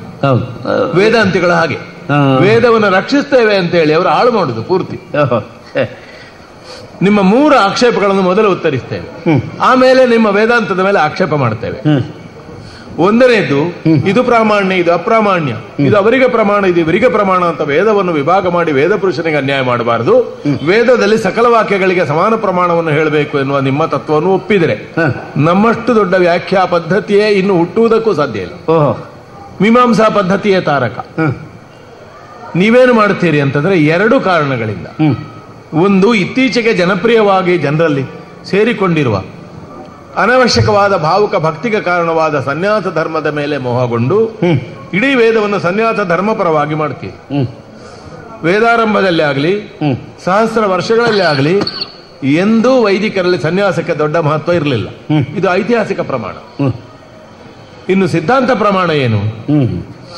ಆತ್ಮಾವಾರೇ ದ್ರಷ್ಟವ್ಯ, ಶ್ರೋತವ್ಯ, ಮಂತವ್ಯ, ನೇಹನಾನಾಸ್ತಿ ಕಿಂಚನ, ಅಹಂ ಬ್ರಹ್ಮಾಸ್ಮಿ, ಹೀಗೆ 4, 5, 6 ತತ್ವಮಸಿ ಮಹಾವಾಕ್ಯಗಳನ್ನು ಮೇಲೆ ಇಟ್ಟು ಸಹಸ್ರ ಕೋಟಿ ಸಂಖ್ಯೆಯ ವೇದ ವಾಕ್ಯಗಳಲ್ಲಿ 5 ಪ್ರಮಾಣ. ಈ 5 ಸಿದ್ಧಪಡಿಸಲಿಕ್ಕೆ ಇಷ್ಟು ವೇದ ಉಂಟು ಅಂತ ಹೇಳುದು ವೇದಕ್ಕೆ ಮಾಡುವ ಅನ್ಯಾಯ. ಹಾಗಿಲ್ಲ. ಆಗ ಏನು ಮಾಡಬೇಕು? ಅದು ಗೌಣ, ಇದು ಮಹತ್ವ ಅಂತ ಮಾಡಬೇಕಾದ್ರೆ ಯಜ್ಞದ ಮಹತ್ವವನ್ನು ಹೇಳಲಿಕ್ಕೆ ನೆಹನಾನಾಸ್ತಿ ಕಿಂಚನ ಅಂತ ಹೇಳಿದ್ದಾರೆ. ಅಹಂ ಬ್ರಹ್ಮಾಸ್ಮಿ, ಬ್ರಹ್ಮ ಶಬ್ದಕ್ಕೆ ನಿಜವಾದ ಅರ್ಥ ಏನು? ಯಜ್ಞ ಅಂತ. ಬ್ರಾಹ್ಮಣ ಅಂತ ಬ್ರಾಹ್ಮಣ ಜಾತಿಗೆ ಬಂದದ್ದು ಹೇಗೆ? ಅದು ಜಾತಿಯಿಂದ ಅಲ್ಲ, ವೇದಕ್ಕೂ ಬ್ರಹ್ಮಪರವಾದಂತಹ ಯಜ್ಞಕ್ಕೂ ಅವರು ಕರ್ತೃಗಳಾದ್ರಿಂದ, ಅದರ ಪ್ರಧಾನ ಕರ್ತೃಗಳಾದ್ರಿಂದ, ಉಳಿದ ವರ್ಣೀಯರು ತದನುಸಾರಿಗಳಾದ್ರಿಂದ ಬ್ರಾಹ್ಮಣರು.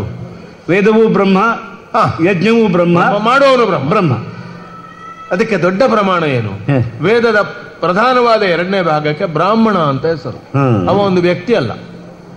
ಏನು ದ್ರವ್ಯ, ಸ್ತಂಡಿಲ ಹೇಗೆ, ಸಮಿದೆ ಹೇಗೆ, ಘೃತಾದಿಗಳನ್ನು ಹೇಗೆ ತೆಕ್ಕೊಳ್ಬೇಕು, ಆಜ್ಯಾಹುತಿಗಳನ್ನು ಹೇಗೆ ಕೊಡಬೇಕು ಅಂತ ಹೇಳುವುದಿರುವುದು ಅದರಲ್ಲಿ.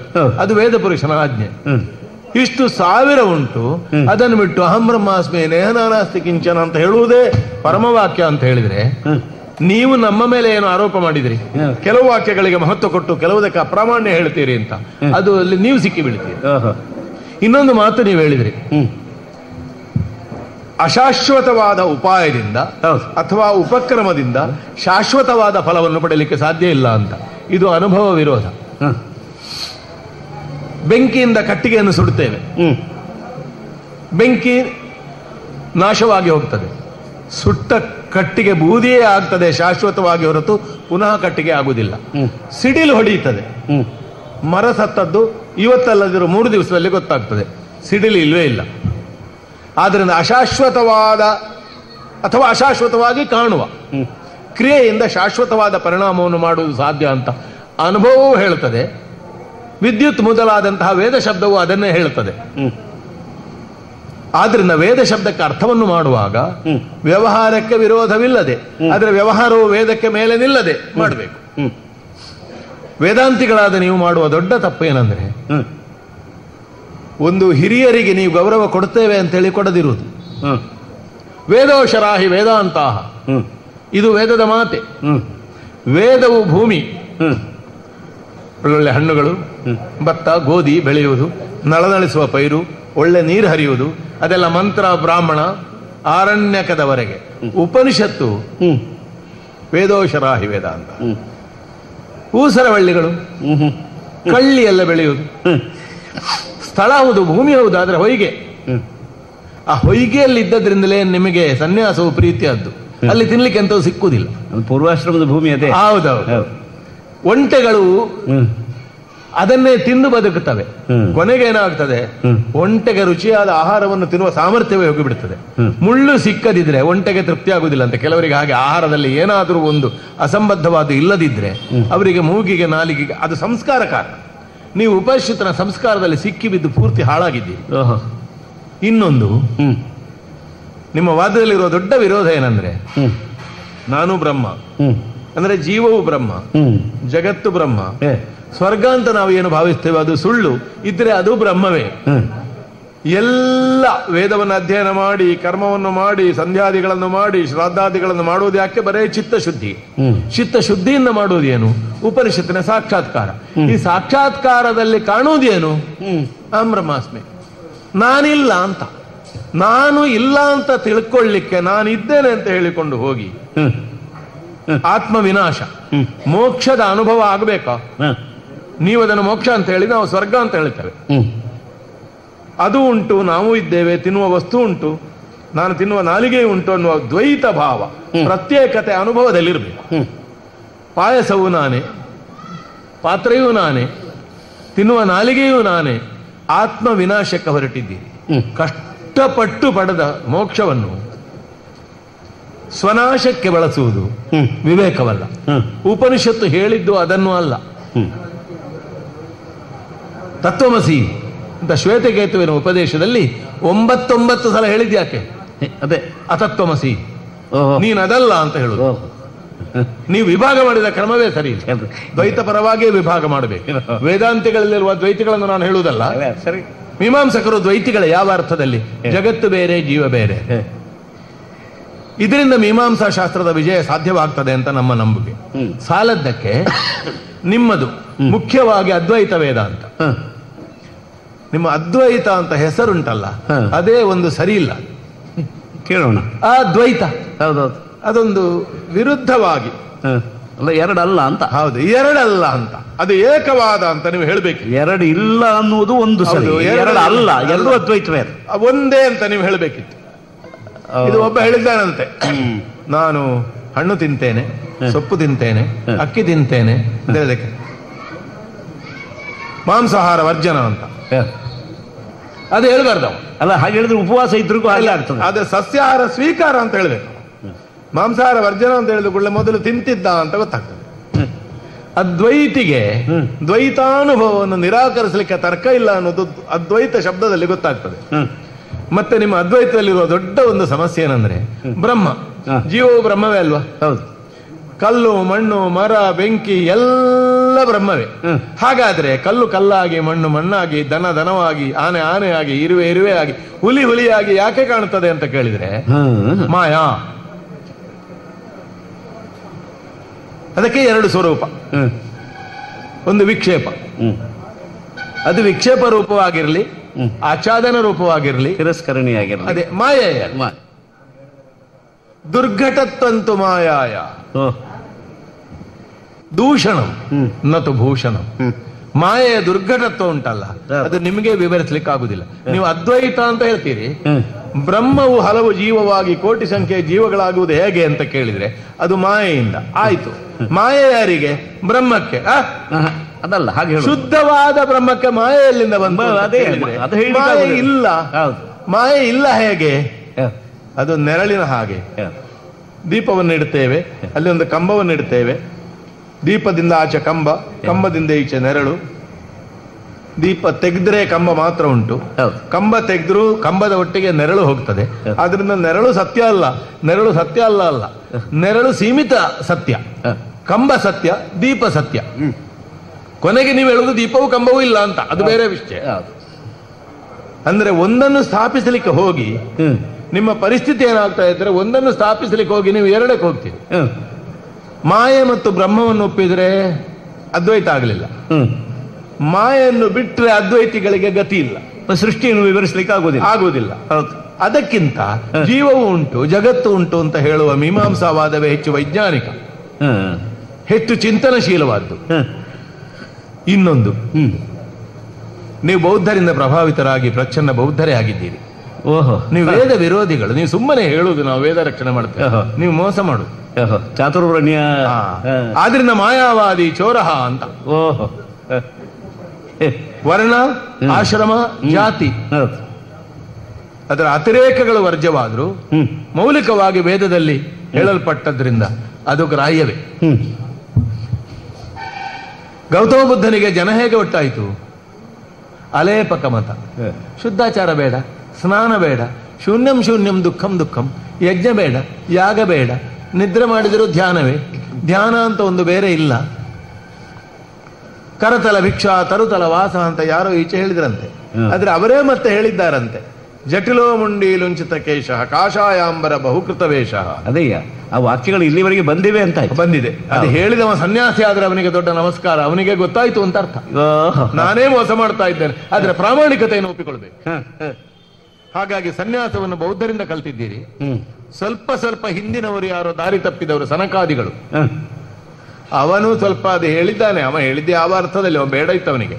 ಕೃಷ್ಣ ಅಂತ ಒಬ್ಬ, ಅವ ದೊಡ್ಡವ, ಅವ 8 ಮದುವೆ ಆದ, 16,000 ಮದುವೆ ಆದ, ಎಲ್ಲ ಸುಖವನ್ನು ಅನುಭವಿಸಿದ, ಕೊಳಲು ಬಾರಿಸಿದ, ದೋಣಿ ನಡೆಸಿದ, ರಕ್ಕಸನನ್ನು ಕೊಂದ, ಜಗತ್ತನ್ನು ಬಿಡಿ ಅಂದ. ಅಂದ್ರೆ ನಿಮಗೆ ಸನ್ಯಾಸಿಗಳಿಗೆ ಸನ್ಯಾಸವನ್ನು ಕೊಟ್ಟು ಅವನು ಸಂಸಾರಿ ಆಗಿದ್ದ ಎಂಬುದನ್ನು ನೆನಪಿರಲಿ. ಅವನೇ ಬಲರಾಮ ದೇವರಲ್ಲಿ ಹೇಳುವಾಗ ಹೇಳಿದ್ದಾನಂತೆ, ಸನ್ಯಾಸಿಗಳು ಲೋಕದಿಂದ ವಿಮುಕ್ತರಲ್ಲ, ಅವರು ಪಲಾಯನವಾದಿಗಳು, ಅವರ ಕಾಲು ಹಿಡಿಯುವುದು ಬೇಡ ಅಂತ. ಅಂದ್ರೆ ಒಂದೊಂದು ಕ್ಷಣದಲ್ಲಿ ಜೀವಾತ್ಮ ಶುದ್ಧವಾಗಿದ್ದಾಗ ವೇದಾಂತಿಗಳು ಕೂಡ ಒಂದೊಂದು ಸಲ ಸರಿ ಮಾತಾಡ್ತಾರೆ. ವ್ಯವಹಾರ ಭಾಟನೆ ಅಂತ ನಮ್ಮನ್ನು ಒಪ್ಪಿಕೊಳ್ಳುವ ಕಾಲಕ್ಕೆ ನೀವು ಆ ಸದ್ಬುದ್ಧಿಯಲ್ಲಿದ್ರಿ. ನಿಮಗೆ ವೇದದಲ್ಲಿ ನಿಷ್ಠೆ ಇಲ್ಲ ಎನ್ನುವುದಕ್ಕೆ ಇನ್ನೊಂದು ಪ್ರಮಾಣ, ನೀವು ಬುದ್ಧನನ್ನು ಅನುಸರಿಸಿದ್ದು ಮಾತ್ರ ಅಲ್ಲ, ನೀವು ಮಧ್ಯದಲ್ಲಿ ಮೂರ್ತಿ ಪೂಜೆ ಮಾಡ್ತೀರಿ, ಕಲ್ಲಿಗೆ ಪೂಜೆ ಮಾಡು. ವೇದ ಉಂಟು, ಇಷ್ಟು ಒಳ್ಳೆ ಯಜ್ಞ ಉಂಟು, ಅದನ್ನು ಮಾಡುದು ಬಿಟ್ಟು ಮಧ್ಯ ಮಧ್ಯದಲ್ಲಿ ಎಂತದು ಅಂಬಿಕಾ, ಗಣಪತಿ, ಈಶ್ವರ, ಪಂಚಾಯತ ಪೂಜಾ ವಿಧಾನ. ವಿಷ್ಣು ಅಂದ್ರೆ ಯಾರು? ಯಾರು? ಚತುರ್ಭುಜನಾದ ಲಕ್ಷ್ಮೀವರ ಅಲ್ಲ, ಯಜ್ಞೋ ವೈ ವಿಷ್ಣು, ಯಜ್ಞವೇ ವಿಷ್ಣು, ಯಜ್ಞ ಶೇಷೋ ವೈ ರುದ್ರ. ಯಜ್ಞದ ಭಸಿತ ಭಸ್ಮ ಉಂಟಲ್ಲ, ಅದೇ ರುದ್ರ. ಅದಕ್ಕೆ ಮತ್ತೆ ಅವನು ಭಸ್ಮಧಾರಣ ಅಂತ ಮಾಡಿ, ಕೈಲಾಸ ಅಂತ ಮಾಡಿ ಕತೆ ಕಟ್ಟಿದ್ದಟ್ಟೆ. ಯಜ್ಞವೇ ವಿಷ್ಣು, ಯಜ್ಞವೇ ರುದ್ರ. ನೀವು ಅದನ್ನು ಬಿಟ್ಟು ಮೂರ್ತಿ ಪೂಜೆಯನ್ನು ಲೋಕಕ್ಕೆ ಉಪದೇಶಿಸುವುದರಲ್ಲಿ ಕೂಡ ನಿಮ್ಮ ಅದ್ವೈತ ಸಿದ್ಧಾಂತದಲ್ಲಿ ನೀವು ಗಟ್ಟಿ ಇಲ್ಲ ಅಂತ ಗೊತ್ತಾಗ್ತದೆ. ಅಲ್ಲದೆ ಕಾಪಾಲಿಕರ ಸ್ನೇಹವನ್ನು ಮಾಡಿಕೊಂಡಿದ್ದೀರಂತೆ ಇತ್ತೀಚೆಗೆ ನೀವು, ನಿಮ್ಮ ಪಂಥದವರು. ಇದು ಗುಂಪು ದೊಡ್ಡದು ಮಾಡುವುದಲ್ಲದೆ ಧರ್ಮದಲ್ಲೇ ಆಗಲಿ, ಅರ್ಥದಲ್ಲೇ ಆಗಲಿ, ಅಂದ್ರೆ ರಾಜನೀತಿಯಲ್ಲೇ ಆಗಲಿ, ಪಕ್ಷ ವಿಪಕ್ಷ ಯುದ್ಧಗಳಲ್ಲೇ ಆಗಲಿ, ಕೆಟ್ಟ ಮಿತ್ರರನ್ನು ಒಮ್ಮೆ ಕಟ್ಟಿಕೊಂಡ್ರೆ ಮತ್ತೆ ಅವರಿಂದ ಬಿಡುಗಡೆ ಇಲ್ಲ. ಇದು ನಿಮಗೆ ನಾವು ಕೊಡುವ ಎಚ್ಚರಿಕೆ. ನಾವು ಹಾಗೆ ಮೈತ್ರಿ ಮಾಡಿಕೊಳ್ಳುವುದಿಲ್ಲ, ನಾವು ನಿಷೇಧವೇ ಮಾಡಿದ್ದೇವೆ. ವೈದಿಕರು ಅಂದ್ರೆ ವೈದಿಕರಿಗೆ ಸ್ಥಿರವಾದ ಸಿದ್ಧಾಂತ ಉಂಟು, ನಿಮಗಿಲ್ಲ ಅಂತ ಅರ್ಥ. ಹೀಗೆ ತಾರ್ಕಿಕವಾಗಿ ಅದ್ವೈತ ದುರ್ಬಲವಾಗಿದೆ, ಸೈದ್ಧಾಂತಿಕವಾಗಿ ಪರಾವಲಂಬಿಯಾಗಿದೆ, ಮತೀಯವಾಗಿ ಸಂಕೀರ್ಣವಾಗಿದೆ ಮಾತ್ರ ಅಲ್ಲ, ಸಂಕರವಾಗಿದೆ. ಪೂರ್ವಮೀಮಾಂಸಾ ಸೂತ್ರವನ್ನೇ, ಯಜ್ಞವನ್ನೇ, ಬ್ರಾಹ್ಮಣಗಳನ್ನೇ ಆಧರಿಸಿದ ಅನಾದಿ ಕಾಲದಿಂದ ಕಾಲಾರ್ಕ ಭಕ್ಷಿತವಾಗದೆ ಕಾಲಾರ್ಕ ಪ್ರಕಾಶಿತವಾದ ವೇದ ಧರ್ಮವೇ ಪರಮ ಎಂಬುದಕ್ಕೆ ನಿಮ್ಮಲ್ಲಿರುವ ಈ ದೋಷಗಳೇ ಹೇಳ್ತವೆ. ಮಂಡನರೇ, ನಮ್ಮ ಪ್ರಸ್ತುತಿಯನ್ನೇ ಆಧರಿಸಿಕೊಂಡು ಅದರಲ್ಲಿರುವ ದೋಷಗಳನ್ನು ನೀವು ಎತ್ತಿದ್ದೀರಿ. ಪೂರ್ವ ಮೀಮಾಂಸಕರು ವೇದ ವ್ಯಾಖ್ಯಾನ ಮಾಡುವ ವಿಧಾನದಲ್ಲಿ ಕೆಲವು ವಾಕ್ಯಗಳಿಗೆ ಅತಿಶಯಿತ ಪ್ರಾಮಾಣ್ಯವನ್ನು ಹೇಳಿ, ಮತ್ತೆ ಕೆಲವು ವಾಕ್ಯಗಳಿಗೆ ಆಂಶಿಕವಾದ ಅಥವಾ ದ್ವಿತೀಯ ಎರಡನೆಯ ಹಂತದ ಪ್ರಾಮಾಣ್ಯವನ್ನು ಹೇಳುವ ಪಕ್ಷಪಾತ ಮಾಡಿದ್ದಾರೆ ಅಂತ ನಮ್ಮ ಆಕ್ಷೇಪ. ಪ್ರಧಾನ ಗೌಣ ಅತಿಗೌಣ, ಅದನ್ನು ನಮ್ಮಿಂದ ಹೆಚ್ಚಾಗಿ ನೀವು ಮಾಡಿದ್ದೀರಿ. ಹೌದು, ನಾವು ಮಾಡಿದ್ದೇವೆ ಅಂತ ಹೇಳಿದ್ರಿ. ನಿಮಗೊಂದು ಉದಾಹರಣೆ ಮೂಲಕ ನಾನು ವಿವರಿಸ್ತೇನೆ, ಇನ್ನೇನಿಲ್ಲ. ಈಗ ಬೆಳೆ ಯಾವುದು, ಬೀಜ ಯಾವುದು, ನಮ್ಮ ಮಹಾವಾಕ್ಯದ ಕಲ್ಪನೆ ನಾವು ಹೇಳ್ತೇವೆ. ವೇದ ವಾಕ್ಯಗಳೆಲ್ಲ ಸಮವಾಗಿ ಪ್ರಮಾಣ ಎಂಬ ವಿಷಯದಲ್ಲಿ ನಮ್ಮ ಯಾವುದೇ ರೀತಿಯ ವೈಮತ್ಯ ಇಲ್ಲ, ಭಿನ್ನಾಭಿಪ್ರಾಯ ಇಲ್ಲ. ವೇದದಲ್ಲಿ ಎಚ್ಚ ಯಾವಚ್ಚ ಯಾವ ಯಾವ ವಾಕ್ಯ ಇದೆಯೋ ಅದೆಲ್ಲ ಸಮಾನವಾಗಿ ಪ್ರಮಾಣವೇ. ಆದರೆ ಮಹಾವಾಕ್ಯ ಅಂತ ಉಪದೇಶಕ್ಕಾಗಿ ನಾವು ಅದನ್ನು ಯೋಚನೆ ಮಾಡಬೇಕು. ಉಪದೇಶಕ್ಕಾಗಿ ಮಹಾವಾಕ್ಯ ಅಂತ ಉದ್ಧರಣ ಮಾಡಿದ್ದೆ ಪಕ್ಷಪಾತ. ಹೌದು, ಅದು ವೇದವಾಕ್ಯದ ಪ್ರಾಮಾಣ್ಯದಲ್ಲಿ ತಾರತಮ್ಯ ಮಾಡಿದ ಹಾಗೆ ಅಂತ ಆಕ್ಷೇಪ. ಒಂದು 4 ವಾಕ್ಯ ತೆಕ್ಕೊಂಡು ತಲೆ ಮೇಲೆ ಇಟ್ಟುಕೊಂಡು ಹೌದು ಉಳಿದದ್ದನ್ನ ಕೆಳಗೆ ನೀವು ಅದನ್ನು ಮುಂದುವರಿಸಿದ್ರಿ. 4 ವಾಕ್ಯ ತೆಗೆದು ತಲೆ ಮೇಲೆ ಇಟ್ಟುಕೊಂಡಿದ್ದು ಹೌದು, ಆ ಉಳಿದದ್ದನ್ನು ಕೆಳಗೆ ಹಾಕಿದ್ದೇವೆ ಎನ್ನುವ ಬಗ್ಗೆ ವಿಚಾರ ಉಂಟು. ಒಂದು ಉದಾಹರಣೆ ಕೊಡ್ತೇನೆ. ಬೀಜ ಯಾವುದು, ಬೆಳೆ ಯಾವುದು?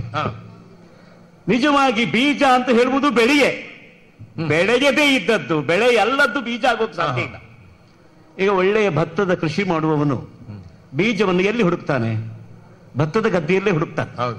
ಭತ್ತದ ಗದ್ದೆ ಅವನೇ ಬೆಳೆಸಿದ್ದು, ಭತ್ತವೇ ಬೀಜ. ಯಾವುದು ಬೀಜ ಅಂತ ಆಯ್ಕೆ ಮಾಡ್ತಾನೋ ಅದು ಬಹಳ ಪ್ರಧಾನ ಅಂತಲ್ಲ, ಅದನ್ನು ಊಟ ಮಾಡೋದಿಲ್ಲ ಅಷ್ಟೇ, ಅದು ಮತ್ತೆ ಬಿತ್ತುವುದಕ್ಕೆ ಬಳಸ್ತಾನೆ ಅದನ್ನು. ಹಾಗಂತ ಉಳಿದ ಬೆಳೆಯನ್ನ ಭೋಜನಕ್ಕೆ ಬಳಸ್ತಾನೆ. ಈಗ ಏನಾಯ್ತು, ವಿನಿಯೋಗದಲ್ಲಿ ತಾರತಮ್ಯವೇ ಹೊರತು ಬೀಜ ಬೇರೆ ಬೆಳೆ ಬೇರೆ ಅಂತ ಅಲ್ಲ, ಪಕ್ಷಪಾತ ಅಲ್ಲ, ಅದು ವಿಭಾಗ ಮಾಡಿದ್ದಲ್ಲ, ವಿನಿಯೋಗ ಮಾತ್ರ ಬೇರೆ. ಹಾಗೆ ಈ ಮಹಾವಾಕ್ಯ ಅಂತ ಎತ್ತಿದ್ದು ಉಪದೇಶವೆಂಬ ವಿನಿಯೋಗಕ್ಕಾಗಿ, ಉಪದೇಶದ ಸೌಕರ್ಯಕ್ಕಾಗಿ ಮಹಾವಾಕ್ಯ ಅಂತ ಹೇಳಿತ್ತು. ಮತ್ತೆ ಇಡೀ ವೇದದ ತಾತ್ಪರ್ಯವನ್ನ ಯಾವ ವಾಕ್ಯ ಹುದುಗಿಸಿಕೊಂಡಿದೆಯೋ ಅದು ಮಹಾವಾಕ್ಯ. ಇಲ್ಲೇ ಇರುವ ವಾಕ್ಯ ದೊಡ್ಡದಲ್ಲ. ತತ್ವಮಸಿ 3 ಪದ ಇದೆ, 3 ಪದಗಳಿಂದಿರುವ ಈ ವಾಕ್ಯ ಮಹಾವಾಕ್ಯ ಆಗೋದು ಹೇಗೆ? ಅದರ ಅಭಿಪ್ರಾಯ ಜೀವ ಬ್ರಹ್ಮ ಅಭೇದವನ್ನ ಉಪದೇಶ ಮಾಡುವ ವಾಕ್ಯ. ಆದ್ರಿಂದ ಅದ್ವೈತದ ಏನು ಪರಮ ಸಾರ ಯಾವುದಿದೆಯೋ, ಜೀವ ಬ್ರಹ್ಮಾಭೇದ ಅದ್ವೈತ, ಅದನ್ನೇ ಅದು ಉಪದೇಶ ಮಾಡ್ತಾ ಇರೋದ್ರಿಂದ ಅದನ್ನ ನಾವು ಮಹಾವಾಕ್ಯ ಅಂತ ಹೇಳಿತ್ತು. ಅಯಮಾತ್ಮ ಬ್ರಹ್ಮ, ಅದು ಆ ದೃಷ್ಟಿಯಿಂದಲೇ ಅದು ಮಹಾವಾಕ್ಯ. ಆದ್ರಿಂದ ಅದು ಬೀಜವೇ ಹೊರತು ಬೆಳೆಗಿಂತ ಬೇರೆ ಅಲ್ಲ. ಆದ್ರಿಂದ ಪ್ರಾಮಾಣ್ಯದಲ್ಲಿ ಅದ್ವೈತಗಳ ತಾರತಮ್ಯ ಮಾಡಲಿಲ್ಲ. ಇದು ಮೊದಲನೇ ಪ್ರಶ್ನೆಗೆ ಉತ್ತರ. ಎರಡನೇದು, ಅದ್ವೈತ ಎಂಬ ವ್ಯವಹಾರವೇ ಸರಿಯಾಗಲಿಲ್ಲ. ಹೌದು, ಒಂದು ರೀತಿ ನೇತ್ಯಾತ್ಮಕವಾಗಿದೆ, ಅದು ಸಹಜ. ಅದು ಇತ್ಯಾತ್ಮಕವಾಗಿ ಹೇಳಲಿಕ್ಕೆ ಸಾಧ್ಯ ಇಲ್ಲದೆ ಇದ್ದಾಗಲೆಲ್ಲ ನೇತ್ಯಾತ್ಮಕವಾಗಿ ಹೇಳುವುದು ಸಹಜ. ಅದು ಭಾಷೆಯ ದೌರ್ಬಲ್ಯವೇ ಹೊರತು ವಸ್ತು ದೌರ್ಬಲ್ಯ ಅಲ್ಲ. ಯಾವಾಗಲೂ ನಾವು ಗ್ರಹಿಸಬೇಕು. ಒಂದನ್ನ ಇದೆ ಅಂತ ಹೇಳಬಹುದು, ಅದನ್ನೇ ಇಲ್ಲ ಅಂತಲೂ ಹೇಳಬಹುದು. ಅದು ಪ್ರಕರಣದಿಂದ ನಿಯಂತ್ರಿತವಾಗಿರುತ್ತದೆ. ಹೊಲದಲ್ಲಿ ಹಸು ಮೇಯ್ತಾ ಇದೆಯಾ ಅಂತ ಕೇಳಿದ್ರೆ ಅಲ್ಲಿ ಕುದುರೆ ಮೇಯ್ತಾ ಇದೆ, ಹಸು ಮೇಯ್ತಾ ಇಲ್ಲ ಅಂತ ಒಬ್ಬ ಹೇಳ್ತಾನೆ, ಅವನು ಸರಿಯಾದ ಶಿಷ್ಯ ಅಲ್ಲ. ಒಬ್ಬ ಕುದುರೆ ಮೇಯ್ತದೆ ಅಂತ ಹೇಳ್ತಾನೆ, ಒಬ್ಬ ಕುದುರೆ ಮೇಯ್ತಾ ಇದೆ ಅಂತ ಹೇಳ್ತಾನೆ. ಆಗ ಗುರು ಅವನ ಮೇಲೆ ಸಿಟ್ಟು ಮಾಡೋದಿಲ್ಲ. ನಾನು ಕೇಳಿದ್ದು ಹಸು, ನೀನು ಯಾಕೆ ಕುದುರೆ ಮೇಯ್ತಾ ಇದೆ ಅಂತ ಹೇಳೋದಿಲ್ಲ. ಎರಡು ಹೇಳಿದಾಗ ಯಾವುದು ಇಲ್ಲ ಅಂತ ಹೇಳಿದಾಗ ಆಯ್ತು, ಯಾವುದು ಇದೆ ಅಂತ ಹೇಳಿದಾಗ ಆಯ್ತು. ಆದ್ದರಿಂದ ಕೆಲವು ವ್ಯವಹಾರವನ್ನ ವಿಧ್ಯಾತ್ಮಕವಾಗಿಯೂ ಕೆಲವನ್ನ ನಿಷೇಧಾತ್ಮಕವಾಗಿಯೂ ಮಾಡುವುದು ಲೋಕದಲ್ಲಿ ಸಹಜವಾಗಿದೆ. ವೇದವು ಅದೇ ಮಾರ್ಗ ಯಾಕೆ ಹಿಡಿದಿದೆ? ನಮಗೆ ವ್ಯುತ್ಪತ್ತಿ ಸೌಕರ್ಯ, ನಮಗೆ ಅರ್ಥವಾಗಲಿ ಅಂತ ವೇದಕ್ಕೆ ಕರುಣೆ ಇದೆ. ಆದ್ದರಿಂದ ನಾವು ಲೋಕದಲ್ಲಿ ಬಳಸುವ ಭಾಷೆಯನ್ನೇ ಬಳಸಿಕೊಂಡು ಲೋಕಾತೀತವಾದ ವಸ್ತುವನ್ನ ಅದು ಹೇಳ್ತಾ ಇದೆ. ಈ ದೃಷ್ಟಿಯಿಂದ ಅದ್ವೈತ ಅಂತ ಹೇಳಿದ್ದು ಸಹಜ. ಯಾಕೆ? ಲೋಕದಲ್ಲಿ ಇದ್ದವರಿಗೆಲ್ಲ ಪರಿಚಿತವಾದದ್ದು ದ್ವೈತ. ನಾನು ಬೇರೆ, ನೀನು ಬೇರೆ, ಅವನು ಬೇರೆ, ಅವಳು ಬೇರೆ, ಅದು ಬೇರೆ, ಇದು ಬೇರೆ.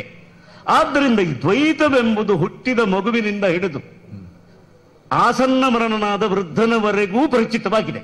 ವ್ಯವಹಾರ ಸಿದ್ಧ, ಅದು ಪರಿಚಿತವಾಗಿದೆ. ಪರಿಚಿತವಾದದ್ದು ಅಲ್ಲ ಅಂತ ಹೇಳಿದ್ರು ಸಾಕಷ್ಟೇ. ಅಂದ್ರೆ ನೀ ತಿಳ್ಕೊಂಡ ಹಾಗಿಲ್ಲ, ನೀ ತಿಳ್ಕೊಂಡ ಹಾಗಿಲ್ಲ. ಆದ್ರಿಂದ ಅದ್ವೈತ ಅಂತ ಹೇಳಿತ್ತು. ಅದೇ ಸರಿಯಾದ ಭಾಷೆ. ಯಾಕೆ ಅಂದ್ರೆ ಇಲ್ಲಿಯವರೆಗೆ ನಾವು ಯಾವುದನ್ನ ದ್ವೈತ ಅಂತ ಎರಡು ಅಂತ ತಿಳ್ಕೊಂಡ್ವೋ ಆ ಎರಡು ಏನದು? ಏನು? ಗಣಿತಶಾಸ್ತ್ರ ದೃಷ್ಟಿಯಿಂದಲೂ ನೋಡುವ. ಎರಡು ಅಂದ್ರೆ ಏನದು? 2 ಅಂತ ಹೇಳ್ಬೇಕಿದ್ರೆ 1 1. 3 ಅಂದ್ರೆ ಏನು? 1 1 1. 4 ಅಂದ್ರೆ ಏನು? 1 1 1 1. ಅಂದ್ರೆ 1 ಆವರ್ತಿ ಮಾಡಿದ್ರೆ 2 3 4 ಈ ಗಣನೆ ಎಂಬುದು ಸಾಧ್ಯ. ಇಲ್ಲದೆ ಇದ್ರೆ 2 ಎಂಬುದು ಎಲ್ಲಿದೆ? 1ಕ್ಕಿಂತ ಭಿನ್ನವಾದ ಸಂಖ್ಯೆ ಅಲ್ಲ 2. 3 ಎಂಬುದು 1ಕ್ಕಿಂತ ಭಿನ್ನವಾದ ಸಂಖ್ಯೆ ಅಲ್ಲ. ಆದ್ರೆ 2 ಒಂದಲ್ಲ, ಒಂದರಂತೆ ಮತ್ತೊಂದಿಲ್ಲ. ಆದ್ರಿಂದ ಭಾಸ್ಕರಾಚಾರ್ಯರು ಹೇಳ್ತಾರೆ,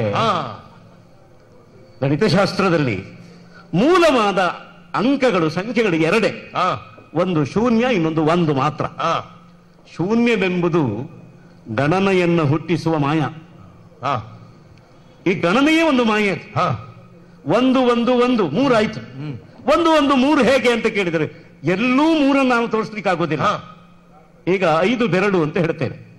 5 ಬೆರಳು 1 ಆಗೋದಕ್ಕೆ ಸಾಧ್ಯವಾ? 1 ಆದ್ರೆ 5 ಆಗುವುದಿಲ್ಲ.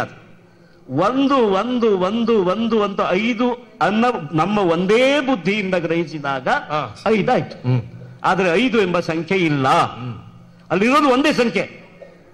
ಕನಿಷ್ಠಿಕ ಪ್ರತ್ಯೇಕವಾಗಿ ಒಂದೇ, ಅನಾಮಿಕ ಪ್ರತ್ಯೇಕವಾಗಿ ಒಂದೇ, ಮಧ್ಯಮ ಪ್ರತ್ಯೇಕವಾಗಿ ಒಂದೇ, ತರ್ಜನಿ ಪ್ರತ್ಯೇಕವಾಗಿ ಒಂದೇ, ಅಂಗುಷ್ಠ ಪ್ರತ್ಯೇಕವಾಗಿ ಒಂದೇ. 5 ಅಂತ ಸೇರಿಸಿದ್ಯಾವುದು? ನಮ್ಮ ಬುದ್ಧಿ ಮಾತ್ರ. ಆದ್ರಿಂದ ಉಳಿದ ಎಲ್ಲ ಸಂಖ್ಯೆಗಳು ಬುದ್ಧಿಕೃತ. ವಸ್ತು ವಾಸ್ತವಿಕವಾಗಿರೋದು 1 ಮಾತ್ರ. ಆದ್ರೆ ಇದನ್ನು ಏನಾಗ್ತದೆ, ಈ ಸಿದ್ಧಾಂತದ ಅಪಾಯ ಏನಂದ್ರೆ ಇದು ಬುದ್ಧಿಯನ್ನೇ ನಿರಾಕರಿಸ್ತದೆ. ಅಲ್ಲ, ಹಾಗಲ್ಲ. ಅದು ಏನು ಅಂತಂದ್ರೆ ಕಲ್ಪಿಸುವುದಕ್ಕೆ ಬುದ್ಧಿ ಬೇಕು. 1 ಅಂತ ಒಪ್ಪಿಕೊಂಡ್ಮೇಲೆ ಬುದ್ಧಿ ಬೇಡ, ಬುದ್ಧಿಯನ್ನು ತೆಗೆಯುವುದು. ಬುದ್ಧಿನೇ ಬೇಡ ಅಂತ. ಬುದ್ಧಿ ಇಲ್ಲದ ಈಗ ಬುದ್ಧಿ ಯಾಕೆ ಬೇಕು? ಬುದ್ಧಿ ಇಲ್ಲದವನು ಅಂತಲ್ಲ, ಬುದ್ಧಿಯನ್ನು ಮೀರಿದವನು. ಬುದ್ಧಿಯನ್ನು ಮೀರುವುದಕ್ಕೆ ಅದ್ವೈತ ಮೀರುವುದು ಹೇಗೆ ಅಂತ ಅದು ಈಗ. ಆದ್ದರಿಂದ ದ್ವೈತವೆಂಬುದು ಸರಿಯಾ? ದ್ವೈತವೆಂಬುದು ಸರಿ. ಯಾಕೆಂದ್ರೆ 2 ಎಂಬುದೇ ದ್ವೈತವೇ. 2 ಎಂಬುದು ಕಾಣಿಸುವುದು ಮಾತ್ರ, ಅದು ಇರುವುದಲ್ಲ. 2 ಎಂಬುದು ಕಾಣಿಸುವುದಲ್ಲ, ಇರುವುದಲ್ಲ. ಅದೇ ನೀವು ಕತ್ತಲೆಯ ಕೋಣೆಯಲ್ಲಿ ಬೆಳಕೊಡುತ್ತಾ ಇದ್ದೀರಿ. ಕತ್ತಲೆಯ ಕೋಣೆಯಲ್ಲಿ ಕರಿಮಣಿಯ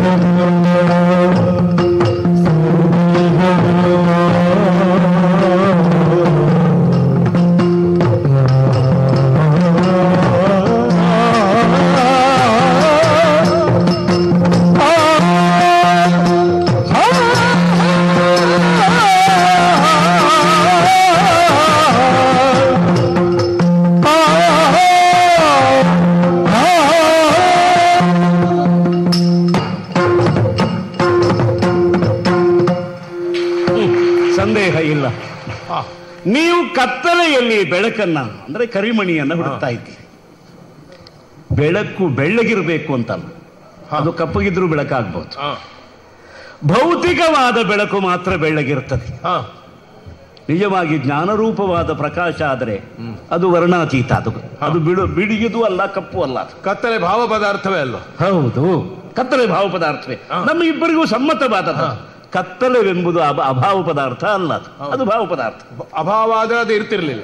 ಅಜ್ಞಾನ, ಅದನ್ನ ಅವಿದ್ಯಾ ಅಂತ ಉಪನಿಷತ್ತು ಹೇಳ್ತದೆ. ಅವಿದ್ಯಾ ಅಂದ್ರೆ ಏನದು? ಅದು ಕರ್ಮರೂಪವಾಗಿರ್ತದೆ. ಅವಿದ್ಯಾ ಎಂಬುದು ಕರ್ಮ. ಈ ಕರ್ಮ ಪ್ರಸಕ್ತಿಯೇ ಭೇದ ಇದ್ದಾಗ, ದ್ವೈತ ಇದ್ದಾಗ, ಒಬ್ಬ ಕರ್ತ ಬೇರೆ ಇರಬೇಕು, ಕರ್ಮ ಬೇರೆಯಾಗಿರಬೇಕು, ಸಾಧನ ಕರಣ ಬೇರೆ ಇರಬೇಕು. ಕಾರಕಗಳೆಲ್ಲ ಒಡೆದುಕೊಂಡಿದ್ದು ಕ್ರಿಯೆ ಎಂಬುದು ಹುಟ್ಟಬೇಕು. ಆದ್ದರಿಂದಲೇ ಕರ್ಮವನ್ನ ಅಜ್ಞಾನ ಅಂತ ಹೇಳಿತು. ಒಂದು ಸುಲಭವಾಗಿ ವಿವರಿಸಬಹುದಾಯ್ತು. ನಾನು ಹೋಗುತ್ತೇನೆ, ನಾನು ಬರ್ತೇನೆ ಎನ್ನುವಾಗ ನಾನು ಅಂದ್ರೆ ಅಖಂಡವಾಗಿರ್ತದೆ. ನನ್ನ ಕೈ, ನನ್ನ ಕಾಲು ಎನ್ನುವಾಗ ನಾನು ಎಂಬ ಮೊತ್ತವನ್ನು ಒಡೆದ ಹಾಗಾಯ್ತು. ನಾನು ಬೇರೆ, ನನ್ನ ಕೈ ಬೇರೆ. ನಾನು ಬಾಳೆಹಣ್ಣನ್ನು ಕೀಳುತ್ತೇನೆ ಎನ್ನುವಾಗ ಕೈಯನ್ನ ಒಳಗೊಂಡೇ ಇತ್ತು ನಾನು, ಆಗ ಅಖಂಡವಾಗಿತ್ತು. ನನ್ನ ಕೈ ಬಾಳೆಯ ಹಣ್ಣನ್ನು ಕೀಳುತ್ತಿದೆ ಎನ್ನುವಾಗ ಕೈಯನ್ನ ನನ್ನಿಂದ, ಸಮುದಾಯದಿಂದ ಒಡಕೊಂಡ ಹಾಗಾಯ್ತು. ಮೂರಾಯ್ತು. ನಾನು ಬಾಳೆಹಣ್ಣು, ಕೈ ಅದರಿಂದ ಕೀಳುತ್ತೇನೆ ಎಂಬ ಕ್ರಿಯೆಯು ಬೇರೆ ಆಯ್ತು. ಎರಡು ಮಾಡಬಹುದು ಅದನ್ನು. ನಾನು ಬಾಳೆಹಣ್ಣನ್ನು ಕೀಳುತ್ತೇನೆ, ಕೈಯನ್ನು ನನ್ನೊಳಗೆ ಮಾಡಿಕೊಳ್ಳಬಹುದು. ಆದ್ದರಿಂದ ಹಾಗಿದ್ರೆ ಒಡೆದದ್ದು ಒಂದುಗೂಡಿಸಿದ್ದು ಯಾವುದರಲ್ಲಿದೆ? ಅದು ನಮ್ಮ ಅರಿವಿನಲ್ಲಿದೆ. ನಮ್ಮ ಆಕ್ಷೇಪ ಇರುವುದಲ್ಲಿ ನಾನು ಮತ್ತೆ ಕೈ ಒಂದು ಮಾಡಬಹುದು, ನಾನೇ ಬಾಳೆಹಣ್ಣು ಅಂತ ಹೇಳುದು ಹೇಗೆ ಅಂತ ಅಲ್ಲ, ಅದನ್ನು ಮಾಡಬಹುದು. ಅದು ಉದಾಹರಣೆ ಇದೆ. ಮೊದಲು ಇದು ವ್ಯವಹಾರದಲ್ಲಿ ಸಿದ್ಧ ಆಗೋಣ.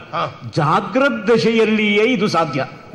ಮೊತ್ತವಾಗಿಯೂ ತೆಗೆದುಕೊಳ್ಳಬಹುದು, ಒಡೆದು ನೋಡಬಹುದು. ಮೊತ್ತವಾಗಿ ತೆಗೆದುಕೊಂಡ್ರೆ ಅದ್ವೈತ, ಒಡೆದರೆ ಅದು ದ್ವೈತ. ವ್ಯವಹಾರ ಸೌಕರ್ಯಕ್ಕಾಗಿ ಇದು ಸಿದ್ಧ ಆಯ್ತಾ? ಆಯ್ತು. ಈಗ ಪ್ರತಿಯೊಬ್ಬ ಚೇತನನಿಗೂ ಒಂದೇ ದಶೆ ಅಲ್ಲ, ಬೇರೆ ಬೇರೆ ದಶೆಗಳುಂಟು. ಗಾಢವಾದ ನಿದ್ದೆಗೆ ಹೋಗುತ್ತಾನೆ, ಮಧ್ಯದಲ್ಲಿ ಸ್ವಪ್ನವನ್ನ ಕಾಣುತ್ತಾನೆ. ಸ್ವಪ್ನ ಪ್ರಪಂಚಕ್ಕೆ ಹೋದಾಗ ಒಬ್ಬ ಕನಸು ಕಾಣುವಾಗ ಹಾಸಿಗೆಯಲ್ಲಿ ಮಲಗಿದ್ದಾನೆ. ದೈಹಿಕವಾಗಿ ಅವನು ವಿಶ್ರಾಂತಿ ಪಡೆದಿದ್ದಾನೆ. ಅವನ ಜ್ಞಾನೇಂದ್ರಿಯಗಳಿದೆಯಲ್ಲ, ಕಣ್ಣು, ಕಿವಿ, ಮೂಗು, ನಾಲಿಗೆ ಮತ್ತು ಚರ್ಮ, ಅದು ತಟಸ್ಥ ಆಗಿದೆ. ಅದು ಮನಸ್ಸಿನಲ್ಲಿ ಲಯ ಹೊಂದಿ ಅಂತಃಕರಣದಲ್ಲಿ, ಅಂತಃಕರಣ ಚೇತನ ಜೊತೆಗೆ ಸೇರುವ ಕಾಲ. ಆವಾಗ ಅವನು ಸ್ವಪ್ನ ನೋಡ್ತಾನೆ. ಸ್ವಪ್ನದಲ್ಲಿ ಅವನು ಎದ್ದು ತಿರುಗಾಡಿದ ಹಾಗೆ, ಕುದುರೆಯನ್ನು ಹತ್ತಿದ ಹಾಗೆ, ದಂಡಯಾತ್ರೆಗೆ ಹೋದ ಹಾಗೆ, ವೈರಿಗಳ ತಲೆಯನ್ನು ಕತ್ತರಿಸಿದ ಹಾಗೆ, ವೈರಿಗಳು ಶಸ್ತ್ರದಿಂದ ಇವನ ತಲೆಯನ್ನೇ ಕತ್ತರಿಸಿದ ಹಾಗೆ, ಕುದುರೆಯಿಂದ ಬಿದ್ದ ಹಾಗೆ ಏನು ಕಾಣಬಹುದು. ಬಿದ್ದದ್ದು ಹಾಸಿಗೆಯಿಂದ ಅಲ್ಲ. ಹಾಗಿದ್ರೆ ಕಂಡಿದ್ದು ಸುಳ್ಳ? ವೈರಿಗಳು ಬಂದು ನಿಶಿತವಾದ ಕತ್ತಿಯಿಂದ ತನ್ನ ತಲೆಯನ್ನು ಕತ್ತರಿಸ್ತಾ ಇದ್ದಾರೆ ಅಂತ ತಿಳಿದ್ಬಿಟ್ಟು ಇವನು ಚೀರ್ತಾನೆ, ದೊಡ್ಡದಾಗಿ ಕೂಗುತ್ತಾನೆ. ಕೂಗುವ ಕ್ರಿಯೆ ಉಂಟು, ಮೈಯೆಲ್ಲ ನಡಗುತ್ತಾ ಇರುತ್ತದೆ, ಕಂಪ ಉಂಟು. ಈಗ ನೋಡಿದ್ದು ಸುಳ್ಳಾದ್ರೆ ಸ್ವಪ್ನವನ್ನ, ಮೈಯಲ್ಲಿ ಕಂಪ ಹುಟ್ಟುತ್ತಿರಲಿಲ್ಲ, ಅವನು ದೊಡ್ಡದಾಗಿ ಕೂಗುತ್ತಿರಲಿಲ್ಲ. ಕೂಗುವ ಕ್ರಿಯೆ ಇದೆ, ಆದ್ರೆ ಅವನು ಕಂಡ. ಈಗ ವೈರಿ ಇವನ ತಲೆಯನ್ನು ಕತ್ತರಿಸಿದ ಎಂಬುದು ನಿಜವಾದ್ರೆ ಇವನು ಕೂಗುವುದಕ್ಕೆ ಎಲ್ಲಿರ್ತಾನೆ? ಹೌದು, ಇವನು ಕೂಗುತ್ತಾ ಇದ್ದಾನೆ ಅಂದ್ರೆ ಅವರು ತಲೆ ಕತ್ತರಿಸಲಿಲ್ಲ ಅಂತ ಆಯ್ತು. ತಲೆ ಕತ್ತರಿಸಲಿಲ್ಲ ಅಂತ ಇವನಿಗೆ ಗೊತ್ತಾಗಿದ್ರೆ ಇವನು ನಡುಗೋದು ಹೇಗೆ? ಈ ವಿರೋಧ ಬಂತ. ಇದನ್ನು ನಾವು ಹೇಗೆ ಗ್ರಹಿಸುವುದು? ಇವನು ಸ್ವಪ್ನ ದಶೆಗೆ ಹೋದಾಗ ಜಾಗ್ರತಿಲ್ಲ, ತಲೆ ಕತ್ತರಿಸಿದರೆ ಕೂಗುವುದಕ್ಕೆ ಸಾಧ್ಯ ಇಲ್ಲ ಎಂಬುದು ಜಾಗ್ರತಿನ ತರ್ಕ. ಹೌದು, ಅದು ಸುಳ್ಳಾಯ್ತಾಗ?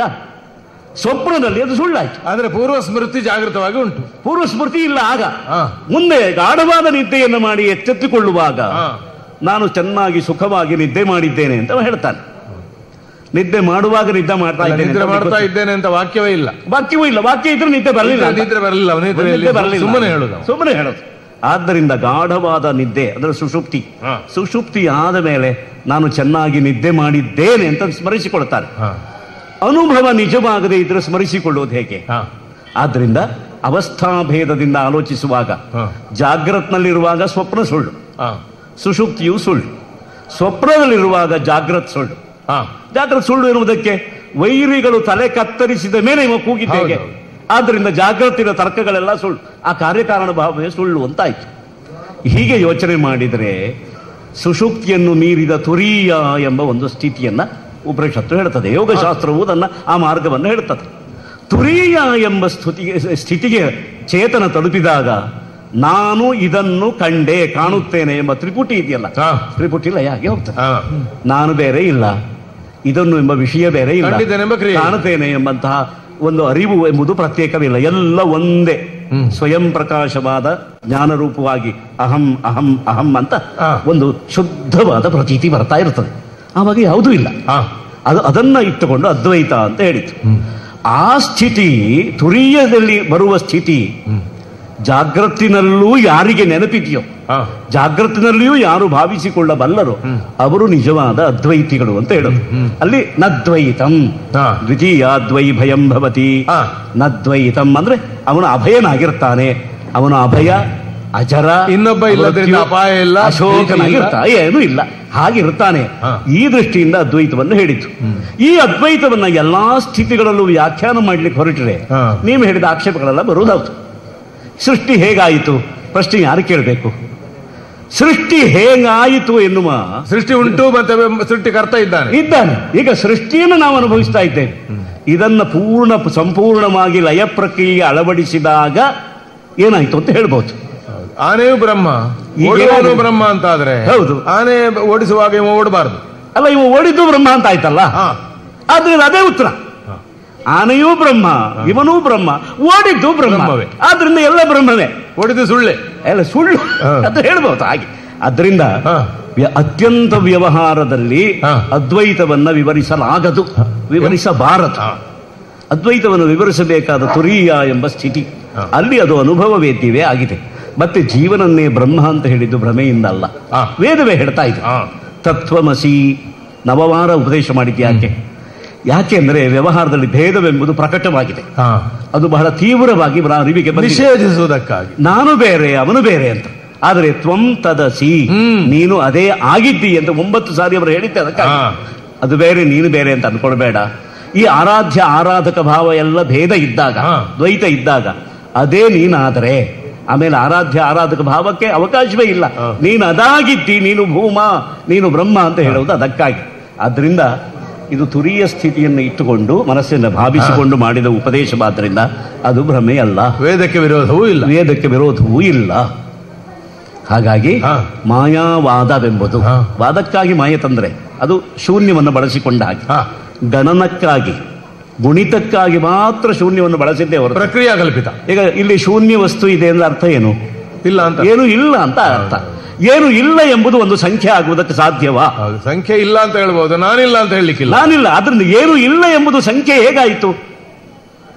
ಈಗ 1 ರಿಂದ 9 ಹೋಗಿ ಮತ್ತೆ 9 ಕಳೆದ ಮೇಲೆ ಸ್ವತಂತ್ರವಾದ ಅಂಕ ಇಲ್ಲ, ಒಂದು 0 ಹಾಕಿ, ಹೌದು, ಆ 0 ಹಾಕಿದ್ರೆ 10 ಅಂತಾಯ್ತು, ಒಂದು ಗುಂಪಾಯ್ತು. 10ರ ಒಂದು ಗುಂಪಾಯ್ತು. ಅಲ್ಲಿಂದ ಮತ್ತೆ ಗಣನೆ ಆರಂಭ. ದಶಕ ಆಯ್ತೆ ಹೊರತು ದಶ ಅಲ್ಲ, ದಶಕ. ಅಲ್ಲಿಂದ ಮತ್ತೆ ಗಣನೆ ಆರಂಭ ಮಾಡಿದರೆ 11, 10 ಒಂದು ಗುಂಪಾಗಿಟ್ಟು 1, 2, 3, ಮತ್ತೆ 9 ಕಳೆದ ಮೇಲೆ ಮತ್ತೆ ಮುಂದೆ ಅಂಕ ಇಲ್ಲ, ಆದ್ರಿಂದ 0. ಇಲ್ಲ ಎಂಬುದು ನಮ್ಮ ಗಣನೆಗೆ ಸಿಗುತ್ತದೆ ಅಂತ ಸಾಧಾರಣ ಗೊಲ್ಲರಿಗೂ ಗೊತ್ತಾಗುವ ಲೆಕ್ಕ. ಆದ್ರಿಂದ ಅದ್ವೈತವೆಂಬುದು ದನ ಕಾಯುವ ಮಕ್ಕಳಿಗೂ ಅರ್ಥ ಆಗ್ತದೆ. ಆಬಾಲ ಗೋಪಾಲ ಗೊತ್ತಾಗುವ ವಿಷಯ, ಆದ್ರೆ ಅದು ಅದ್ವೈತ ಅಂತ ಗೊತ್ತಿಲ್ಲ ಅವರಿಗೆ. ಇಲ್ಲ, ದನ ಕಾಯುವಾಗ ನಾನು ದನವೇ ಅಂತ ಹೇಳ್ಬಾರ್ದು. ಅಲ್ಲ, ಅದು ಅದ್ವೈತ ಅಂತ ಅವನಿಗೆ ಗೊತ್ತಿಲ್ಲ. ದನ ಬಂದಿದೆಯೋ ಅಂತ ಕೇಳಿದ್ರೆ ಅಮ್ಮ ಏನ್ ಹೇಳ್ತಾನೆ? ನೋಡ್ತೇನೆ ಅಂತ ಹೇಳ್ತಾನೆ. ಹೌದು, ನೋಡ್ತೇನೆ ಅಂತ ಹೇಳಿದ್ದೇನು? ಅವನು ಕಣ್ಣು ತೆರೆದಾಗ ಇದು ಆಕಳು ಅಂತ ಅಂದುಕೊಂಡ್ರೆ ಆ ಕಡೆ ಇಲ್ಲ, ಇದ್ರೆ ಇಲ್ಲ. ಎಲ್ಲದೂ ಹಾಗೆ, ಪ್ರಪಂಚ ಇರೋದೇ ಹಾಗೆ. ನಾವು ಕಣ್ಣು ತೆರೆದು ಕಂಡ್ರೆ ಪ್ರಪಂಚ ಇದೆ, ಇಲ್ಲದಿದ್ರೆ ಪ್ರಪಂಚ ಇಲ್ಲ. ಆದ್ರಿಂದ ಪ್ರಪಂಚ ಎಲ್ಲಿದೆ? ಅರಿವಿನಲ್ಲಿದೆ. ಅದು ವಸ್ತುಭೂತ ಅನ್ನೋದು ಭ್ರಮೆ ನಮಗೆ. ಇರವೋ ಇಲ್ಲ, ಇಲ್ಲ. ಈಗ ನೀವು ಕೊಟ್ಟ ಪೀಠ ಇಲ್ಲಿವರೆಗೆ ನನಗಿಲ್ಲ, ನೆನಪೇ ಇಲ್ಲ, ನನಗೆ ಗೊತ್ತೇ ಇಲ್ಲ. ಹಾಗಂತ ಪೀಠದಲ್ಲಿ ಕುಳಿತದ್ದು ಸುಳ್ಳಲ್ಲ. ವಾದದಲ್ಲಿರುವಾಗ ಪೀಠದಲ್ಲಿ ಇದ್ದದ್ದು ಗೊತ್ತಿಲ್ಲ, ಪೀಠದಲ್ಲಿ ಇದ್ದದ್ದು ಗೊತ್ತಿಲ್ಲ. ಆದ್ರೆ ಪೀಠ ಮರೆತು ಹೋಗಿತ್ತು. ಅರಿವಿಗೆ ಬಂದಾಗ ಪೀಠ ಇದೆ, ಮರೆತಾಗ ಪೀಠ ಇಲ್ಲ. ಹಾಗೆ ಪ್ರಪಂಚವನ್ನೇ ಮರೆತಾಗ ಪ್ರಪಂಚ ಇರೋದಕ್ಕೆ ಸಾಧ್ಯ. ಬ್ರಹ್ಮವನ್ನು ಅರಿತಾಗ ಅಂದರೆ ಪ್ರಪಂಚವನ್ನು ಮರೆತಾಗ ಬ್ರಹ್ಮ ಒಂದೇ, ತಿಳಿಯುವುದು ಅದೇ, ತಿಳಿದದ್ದು ಅದೇ, ಪಡೆದದ್ದು ಅದೇ. ಈಗ ಪ್ರಾಪ್ತಿ ಅದ್ವೈತಿಗಳಲ್ಲಿ ಮೋಕ್ಷ ಎಂಬುದು ಸುಲಭ, ಬೇರೆಯವರಿಗಲ್ಲ. ಹೇಗೆ? ಈಗ ಮೀಮಾಂಸಕರಿಗಾದ್ರೆ ಪ್ರಾಪ್ತಿ, ಸ್ವರ್ಗ ಪ್ರಾಪ್ತಿ ಎಷ್ಟು ಕಷ್ಟ. ಸ್ವರ್ಗಲೋಕ ಗಮನ, ಬಹುವಿತ್ತ ಬಹ್ವಾಯಾಸ, ಬಹುಶ್ರಮ ಸಾಧ್ಯವಾಗಿ ಯಾಗ ಮಾಡಬೇಕು. ಅದು ಅಂಗಸಾದ್ಗುಣ್ಯವನ್ನು ಸಂಪಾದನೆ ಮಾಡಬೇಕು. ಆಮೇಲೆ ಅಪೂರ್ವ ಹುಟ್ಟಬೇಕು. ಅಪೂರ್ವ ಹುಟ್ಟಿದೆ ಅಂತ ಹೇಗೆ ಗೊತ್ತಾಗ್ತದೆ? ಸ್ವರ್ಗ ಬಂದ ಮೇಲೆ. ಸ್ವರ್ಗ ಬರುವುದು ಸತ್ತ ಮೇಲೆ ಸ್ವರ್ಗ ಫಲಿತದಿಂದ. ಈಗ ಸಶರೀರ ಸ್ವರ್ಗ ಪ್ರವೇಶ ಅಂತ ಮೀಮಾಂಸಕರಲ್ಲಿಲ್ಲ ಅಲ್ವಾ? ಸತ್ತ ಮೇಲೆ ಸ್ವರ್ಗ ಬರ್ತದೆ ಅಂತ ಹೇಳುವರು ಯಾರು? ಸತ್ತ ಮೇಲೆ ಸಿಗುವ ಅವಸ್ಥೆ ಸ್ವರ್ಗ ನೋಡಬೇಕಾದ್ರೆ ಇವನು ಸಾಯ್ಬೇಕು. ಆದ್ದರಿಂದ ಅಲ್ಲಿ ಪ್ರಾಪ್ತಿ ಎಂಬುದು ವಸ್ತುರೂಪ, ಆದ್ರಿಂದ ಬಹಳ ಕಷ್ಟ. ಅದ್ವೈತಿಗಳಲ್ಲಿ ಪ್ರಾಪ್ತಿ ಬಹಳ ಸುಲಭ. ಅಹಂ ಬ್ರಹ್ಮಾಸ್ಮಿ ಸ್ಥಿತಿ ರೂಪ ಅರ್ಥಕೊಂಡ್ರಾಯ್ತು. ಅರಿವು ಈ ಅರಿವು, ಈ ಜ್ಞಾನರೂಪವಾದ ಪ್ರಾಪ್ತಿ ಇದೆಯಲ್ಲ, ಇದು ಅತ್ಯಂತ ಶ್ರೇಷ್ಠವಾದ ಪ್ರಾಪ್ತಿ, ಶ್ರೇಷ್ಠವಾದಂತಹ ಒಂದು ಲಬ್ಧಿ, ಸುಲಭವಾದ ಲಬ್ಧಿ. ಅದಕ್ಕಾಗಿಯೇ ನೋಡಿ, ನೀವು ಪಾರಾಯಣ ಮಾಡುವ ವೇದರಾಶಿಯಲ್ಲಿ ಯಾಗವನ್ನು ಮಾಡಬೇಕು. ಯಾಗ ಮಾಡಿದವನಿಗೆ ಯಾವ ಫಲ ಸಿಗ್ತದೆಯೋ, ಏವಂ ವೇದ, ಯಾರು ಇದನ್ನು ಅರ್ಥ ಮಾಡಿಕೊಂಡಿದ್ದಾನೋ ಅವನಿಗೂ ಅದೇ ಫಲ ಸಿಗ್ತದೆ. ಹೌದು, ಅವರಿಗೂ ಅದೇ ಪ್ರಯೋಜನ ಅಂತ ಹೇಳಿದ್ರಲ್ಲ, ಅದು ಹೇಗೆ? ಕಷ್ಟಪಟ್ಟು ಕ್ರಿಯಾರೂಪವಾಗಿ ಯಾಗ ಮಾಡುವವನಿಗೆ ಸ್ವರ್ಗ ಸಿಗಲಿ, ಅದನ್ನು ತಿಳ್ಕೊಂಡವನಿಗೂ ಸ್ವರ್ಗ ಸಿಗುತ್ತದೆ ಅಂತ ವೇದವೇ ಹೇಳ್ತಾ ಇದ್ದಾರೆ. ಉಂಟು, ಇದು ಪೂರ್ವ ಕಾಂಡದಲ್ಲಿ ಇರುವ ವಾಕ್ಯ. ಏವಂ ವೇದ ಸಹ ಸ್ವರ್ಗೀ ಭವತಿ, ಈ ಸ್ವರ್ಗವನ್ನು ಪಡ್ಕೊಳ್ತಾನೆ. ಇದರಿಂದ ಕ್ರಿಯಾರೂಪವಾಗಿ ಯಾಗ ಮಾಡುವವನಿಗೆ ಯಾವ ಪ್ರಾಪ್ತಿ ಇದೆಯೋ ಅದನ್ನು ಅರ್ಥ ಮಾಡಿಕೊಳ್ಳೋ ಅರಿತವನಿಗೂ ಅದೇ ಪ್ರಾಪ್ತಿ ಇದೆ ಅಂತ ಆದ್ರೆ, ಅಂದ್ರೆ ಕರ್ಮ ಮಾರ್ಗ ಹೌದು ಕಿಂತ ಜ್ಞಾನ ಮಾರ್ಗ. ಕರ್ಮಕಾಂಡದಲ್ಲಿಯೂ ಜ್ಞಾನ ಮಾರ್ಗದ ಗುರುತನ್ನು ಇಟ್ಟಿದ್ದಾರೆ ಋಷಿಗಳು, ಅಥವಾ ವೇದ ಮಾತೆ ಇಟ್ಟಿದೆ ಎನ್ನುವಾಗ ಅದನ್ನು ಪೂರ್ವಕಾಂಡ ಸಮ್ಮತವೂ ಆಯ್ತಲ್ಲ. ಅರಿವಿನ ಒಂದು ಪ್ರಾಪ್ತಿ ಇದೆಯಲ್ಲ, ಅದು ಪೂರ್ವಕಾಂಡ ಸಮ್ಮತವೂ ಆಗಿದೆ.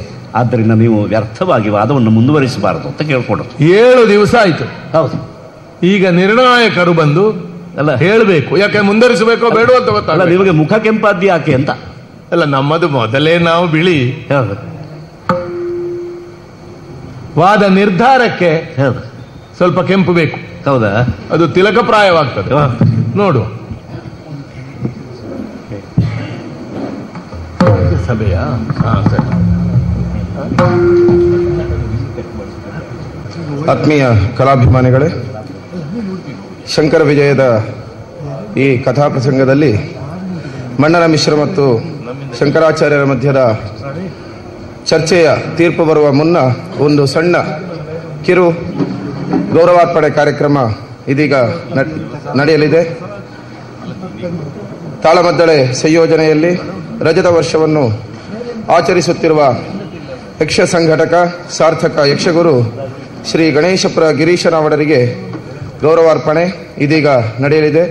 ದಯವಿಟ್ಟು ವೇದಿಕೆಯಲ್ಲಿರುವ ಎಲ್ಲ ಕಲಾವಿದರು ಈ ಕಾರ್ಯಕ್ರಮದಲ್ಲಿ ಭಾಗವಹಿಸಬೇಕು. ಜೊತೆಗೆ ಸ್ಥಳೀಯ ಸಾಮಾಜಿಕ ಧುರೀಣರಾದಂತಹ ಶ್ರೀ ಕಡಂಬೋಡಿ ಮಹಾಬಲ ಪೂಜಾರಿಯವರು, ಅದೇ ರೀತಿಯಲ್ಲಿ ಶ್ರೀ ಕ್ಷೇತ್ರದ ಗುರಿಕಾರರಾದಂತಹ ಶ್ರೀ ಚಂದಪ್ಪ ಗುರಿಕಾರ್ ಮತ್ತು ಶ್ರೀ ಕ್ಷೇತ್ರದ ಅರ್ಚಕ ಮನೆತನದವರಾದಂತಹ ಶ್ರೀ ವೆಂಕಟರಮಣ ಮಯ್ಯ ಮತ್ತು ಶ್ರೀ ವಿಜಯಶಂಕರ ಐತಾಳ್ರು ದಯವಿಟ್ಟು ವೇದಿಕೆಗೆ ಬರಬೇಕು. ಇವರನ್ನ ಕನ್ನಡಕೂಟದ ಸಂಚಾಲಕರಾದಂತಹ ಶ್ರೀ ಹರೀಶ್ ಐತಾಳ್ ಅವರು ವೇದಿಕೆಗೆ ಕರ್ಕೊಂಡು ಬರಬೇಕು. ಅದೇ ರೀತಿಯಲ್ಲಿ ಇಂದಿನ ದಿನ ಸನ್ಮಾನವನ್ನು ಪಡೆಯಲಿರುವ ಶ್ರೀಯುತ ಗಣೇಶಪುರ ಗಿರೀಶನಾವಡರನ್ನ ವೇದಿಕೆಗೆ ಕರೆಕೊಂಡು ಬರಬೇಕಾಗಿ ಕೇಳಿಕೊಳ್ಳುತ್ತಿದ್ದೇವೆ.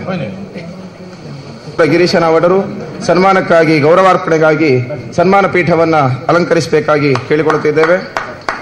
ಶ್ರೀ ಗುರುಗಣಾಧಿಪತಿಗೆ ನಮಃ. ಕನ್ನಡಕೂಟ ಸುರತ್ಕಲ್ ಇವರಿಂದ ಪುರಾತನ ಶ್ರೀ ಮಾರಿಯಮ್ಮ ದೇವಸ್ಥಾನದ ತ್ರೈರೂಪಿಣಿ ರಂಗಮಂದಿರದಲ್ಲಿ ತಾರೀಕು 26/1/2014 ಯಕ್ಷಗಾನ ರಂಗದಲ್ಲಿನ ವಿಶಿಷ್ಟ ಸಾಧನೆಗಾಗಿ ಸಾರ್ಥಕ ಯಕ್ಷಗುರು ಶ್ರೀ ಗಣೇಶಪುರ ಗಿರೀಶನಾವಡ ಇವರಿಗೆ ನೀಡಿದ ಕನ್ನಡ ಕೂಟಶ್ರೀ ಸಮ್ಮಾನ 2014 ಗೌರವಾರ್ಪಣೆ. ಸನ್ಮಾನ್ಯರೇ, ಯಕ್ಷಗಾನ ಕಲೆಯನ್ನು ಹವ್ಯಾಸಕ್ಕಾಗಿ, ಮನೋರಂಜನೆಗಾಗಿ ಮಾತ್ರ ಸ್ವೀಕರಿಸದೆ ಸಾಮಾಜಿಕ ಪರಿವರ್ತನೆಗಾಗಿ ಯಕ್ಷಲೋಕವನ್ನು ಸಾಧನವನ್ನಾಗಿಸಿದ ವಿರಳರಲ್ಲಿ ಸರಳ ವ್ಯಕ್ತಿತ್ವದವರು ತಾವು. ಗ್ರಾಮಗಳಲ್ಲಿ ಆರೋಗ್ಯ ಶಿಕ್ಷಣ, ಪರಿಸರ ಜಾಗೃತಿ, ಅರಣ್ಯ ರಕ್ಷಣೆಗಳ ಕುರಿತಾಗಿ ಜನರಲ್ಲಿ ಜಾಗೃತಿ ಮೂಡಿಸಲು, ಸಾಮಾಜಿಕ ಜವಾಬ್ದಾರಿಯ ಅರಿವು ಮೂಡಿಸಲು ತಾವು ಪ್ರಯತ್ನಿಸಿದ್ದು, ಸ್ವರಚಿತ ಸ್ವನಿರ್ದೇಶಿತ ಯಕ್ಷಗಾನ, ಬೀದಿ ನಾಟಕ, ಜಾನಪದ ನೃತ್ಯಗಳ ಮೂಲಕ ತಮ್ಮ ಪ್ರಯೋಗಶೀಲ ಪ್ರಯತ್ನಗಳಿಗೆ ಬೆನ್ನೆಲುಬಾದವರು. ದಕ್ಷಿಣ ಕನ್ನಡ ಸಂಸ್ಕೃತಿ ಇಲಾಖೆ, ವಾರ್ತಾ ಇಲಾಖೆ, ಜಿಲ್ಲಾ ಪರಿಷತ್ ಅಲ್ಲದೆ ಅನೇಕ ಸಂಘ ಸಂಸ್ಥೆಗಳು ಯಕ್ಷಗುರು ಶ್ರೀ ಪಿ.ಕೆ.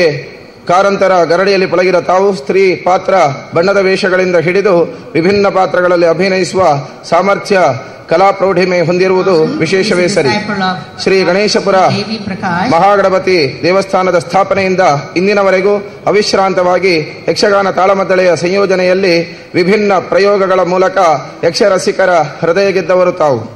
ಗಣೇಶಪುರ ಸಿದ್ಧಿವಿನಾಯಕ ಮಹಿಳಾ ಯಕ್ಷಗಾನ ಮಂಡಳಿಯ ನಿರ್ದೇಶಕರಾಗಿರುವ ತಾವು ನಗರದ ವಿವಿಧ ಶಾಲೆಗಳ ವಿದ್ಯಾರ್ಥಿಗಳಿಗೆ ಯಕ್ಷಗಾನದ ಮೊದಲ ಪಾಠ ಮಾಡುವ ಮೂಲಕವಾಗಿ ನಮ್ಮ ಸಂಸ್ಕೃತಿಯ ಕಲೆಗಳ ಪರಿಚಯವನ್ನು ಯುವ ಪೀಳಿಗೆಗೆ ದಾಟಿಸುವ ಕಾಯಕವನ್ನು ಸಮರ್ಥವಾಗಿ ನಡೆಸುತ್ತಿದ್ದೀರಿ.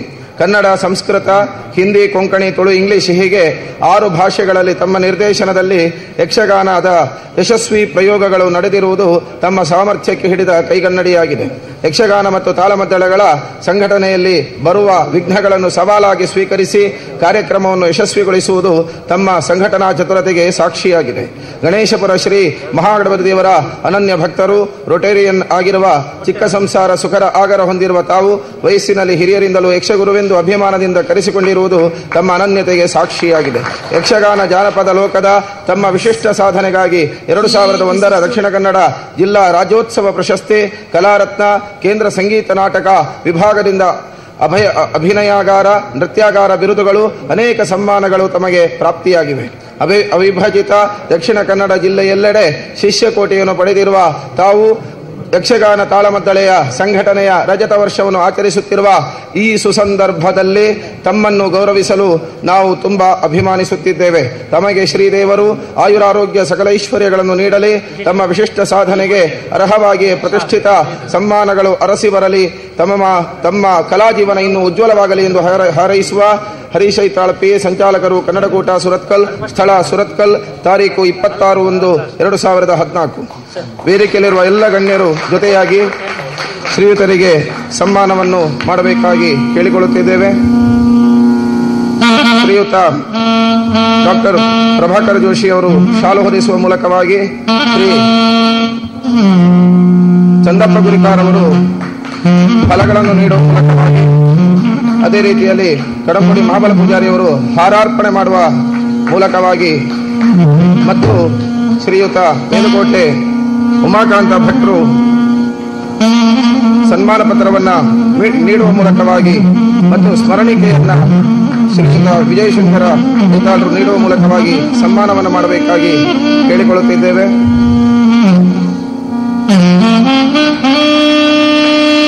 ವೇದಿಕೆಯಲ್ಲಿರುವ ಎಲ್ಲ ಗಣ್ಯರು ಈ ಛಾಯಾಚಿತ್ರಕ್ಕೆ ಸಾಕ್ಷಿಯಾಗಬೇಕಾಗಿ ಕೇಳಿಕೊಳ್ಳುತ್ತಿದ್ದೇವೆ.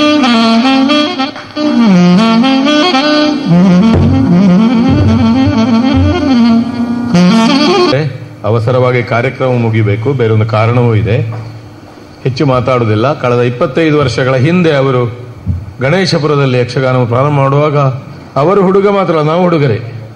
ಆ ಕಾಲದಿಂದ ಇಲ್ಲಿಗೆ ನಾವು ಬದಲಾಗಿದ್ದೇವೆ, ಅವರು ಒಂದೇ ರೀತಿ ಇದ್ದಾರೆ. ಈ ಮಂಗಳೂರು, ಪಣಂಬೂರು, ಸುರತ್ಕಲ್ ವಲಯದಲ್ಲಿ ಯಕ್ಷಗಾನದ ಹವ್ಯಾಸಿ, ಅಭಿರುಚಿ, ವ್ಯವಸಾಯಿ ಮಟ್ಟದಲ್ಲಿ ಯಾರಿಗೆ ಹೇಗೆ ಬೇಕೋ ಹಾಗೆ 1 ವೇಷದಿಂದ ಹಿಡಿದು 100 ವೇಷದವರೆಗಿನ ಟ್ರೈನಿಂಗು, ಕರ್ದಲ್ಲಿ ಹೋಗಿ ರಾತ್ರಿ ಹಗಲು, ಈ ರೀತಿಯ ಉತ್ಸಾಹ ನಾನು ಇಬ್ಬರಲ್ಲಿ ಕಂಡದ್ದು. ಒಂದು ಇವರ ಗುರುಗಳು, ಅವರು ಕೂಡ ವೆಂಕಟರಾಯ ತಾಳ್ರು, ಒಂದು ನಾವಟ್ರು. ಆ ಬಗ್ಗೆ ಕಲಾವಿದರೆಲ್ಲರ ಪರವಾಗಿ ಹಾರ್ದಿಕವಾಗಿ ಅವರನ್ನು ಅಭಿನಂದಿಸುತ್ತಾರೆ.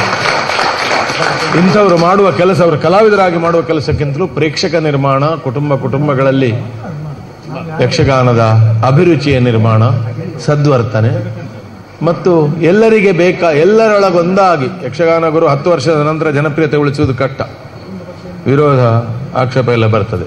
ಇದಾಗಲ್ಲ. ಅವರ ವೃತ್ತಿ ಬಾಂಧವರು, ಸಹ ಕಲಾವಿದರು, ಹಿರಿಯರು, ಕಿರಿಯರು ಎಲ್ಲರ ಪ್ರೀತಿಗೆ ಅವರು ಪಾತ್ರರಾಗಿದ್ದಾರೆ. ಇನ್ನು ಬಹುಕಾಲ ಇದೇ ತಾರುಣ್ಯವನ್ನು ಅವರು ಉಳಿಸಿಕೊಳ್ಳಬೇಕು. ಕಲಾವಿದನಾಗಿಯೂ, ಕಲಾ ಶಿಕ್ಷಕನಾಗಿಯೂ, ಕಲಾ ಪ್ರಸಾರದಲ್ಲಿ ದೊಡ್ಡ ಕೆಲಸವನ್ನು ಮಾಡುವುದಕ್ಕೆ ಶ್ರೀ ಮಹಾಮಾಯಿ, ಹಾಗೆ ಶ್ರೀ ಮಹಾಗಣಪತಿ ಹಾಗೂ ಯಕ್ಷಕಲಾ ಮಾತೆ ಅನುಗ್ರಹಿಸಲಿ ಅಂತ ಸಕಲ ಕಲಾವಿದರ ಪರವಾಗಿ ಹಾರೈಸಿ, ನಾನು ಪ್ರಾಯದಿಂದಾದರೂ ಆಶೀರ್ವಾದ ಮಾಡಬಹುದು, ಯೋಗ್ಯತೆಯಿಂದ ಅಲ್ಲದಿದ್ದರು. ಹಾಗೆ ಶುಭ ಹಾರೈಸ್ತೇನೆ ಎಲ್ಲರಿಗೂ. ಸನ್ಮಾನ ಸ್ವೀಕರಿಸಿದ ಶ್ರೀ ಗಣೇಶಪುರ ಗಿರೀಶ್ ನಾವಡರಿಗೂ, ಸನ್ಮಾನ ಮಾಡಿದಂತಹ ಎಲ್ಲ ಗಣ್ಯರಿಗೂ ಧನ್ಯವಾದಗಳು. ಇಂದಿನ ಈ ಕಾರ್ಯಕ್ರಮ ಸಾಧ್ಯವಾಗಲು ಕಾರಣೀಭೂತರಾದಂತಹ ಪದಗಳು. ನವದುರ್ಗ ಫ್ರೆಂಡ್ ಸರ್ಕಲ್ ನಮ್ಮ ಜೊತೆಗೆ ತುಂಬಾ ಈ ಕಾರ್ಯಕ್ರಮದಲ್ಲಿ ತೊಡಗಿಸಿಕೊಂಡಿದೆ, ಅವರಿಗೂ ಕೂಡ ಧನ್ಯವಾದಗಳು. ಸ್ಥಳಾವಕಾಶವನ್ನು ನೀಡಿದಂತಹ ಪುರಾತನ ಮಾರಿಯಮ್ಮ ದೇವಸ್ಥಾನದ ಎಲ್ಲ ಆಡಳಿತ ಮಂಡಳಿಯ ಎಲ್ಲರಿಗೂ ಕೂಡ ಧನ್ಯವಾದಗಳು. ಅದೇ ರೀತಿಯಲ್ಲಿ ಈ ಕಾರ್ಯಕ್ರಮ ವೀಕ್ಷಿಸಲು ಬಂದಂತಹ ತಮಗೆಲ್ಲರಿಗೂ ಧನ್ಯವಾದಗಳು. ಈ ಕಾರ್ಯಕ್ರಮಕ್ಕೆ ಸಹಕರಿಸಿದ, ಪ್ರತ್ಯಕ್ಷವಾಗಿ ಪರೋಕ್ಷವಾಗಿ ಸಹಕರಿಸಿದ ಎಲ್ಲರಿಗೂ ಧನ್ಯವಾದಗಳನ್ನು ಅರ್ಪಿಸ್ತಾ ಈ ಕಥಾ ಪ್ರಸಂಗ ಇದೀಗ ಮುಂದುವರಿತಾ ಇದೆ.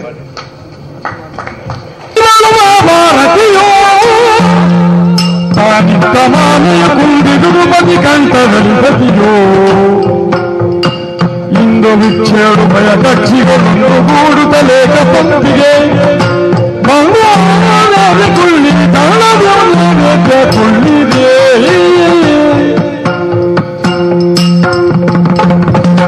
ಭಯ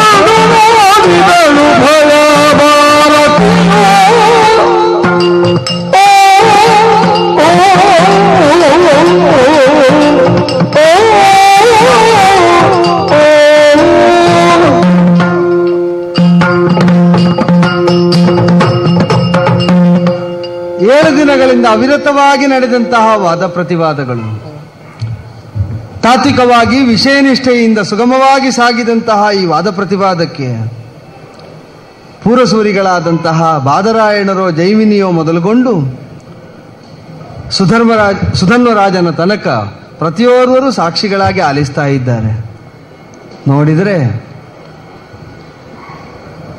ವಾದಿಯ ಸ್ಥಾನದಲ್ಲಿ ಇದ್ದಂತಹ ಮಂಡನ ಮಿಶ್ರರು ಧರಿಸಿದಂತಹ ಮಾಲಿಕೆಯೇ ಬಾಡಿದ್ದು ಸ್ಪಷ್ಟ ಗೋಚರವಿದೆ ಸಕಲರಿಗೂ ಕೂಡ.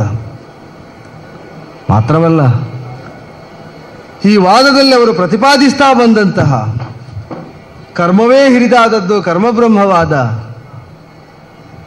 ಅದನ್ನು ಮೀರಿ ಜೀವ ಮತ್ತು ಬ್ರಹ್ಮರ ಸಂಬಂಧ ಮಾತ್ರವಲ್ಲ, ಅಲ್ಲಿರುವ ಅಭೇದ ಜ್ಞಾನದ ಮೂಲಕವಾಗಿ ಬ್ರಹ್ಮನನ್ನು ಹೊಂದಬಹುದಾದಂತಹ ಮಾರ್ಗ, ಇದರ ಸುಲಲಿತವಾದಂತಹ ನಿರೂಪಣೆಯ ಮೂಲಕವಾಗಿ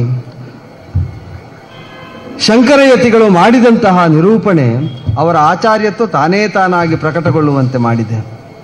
ಲೋಕದಲ್ಲಿ ಆಸ್ತಿಕರ ನಂಬುಗೆಯೂ ಅದೇ ತಾನೇ, ಜ್ಞಾನವನ್ನು ಮಹೇಶ್ವರನಿಂದ ಪಡೆಯಬೇಕು ಅಂತ.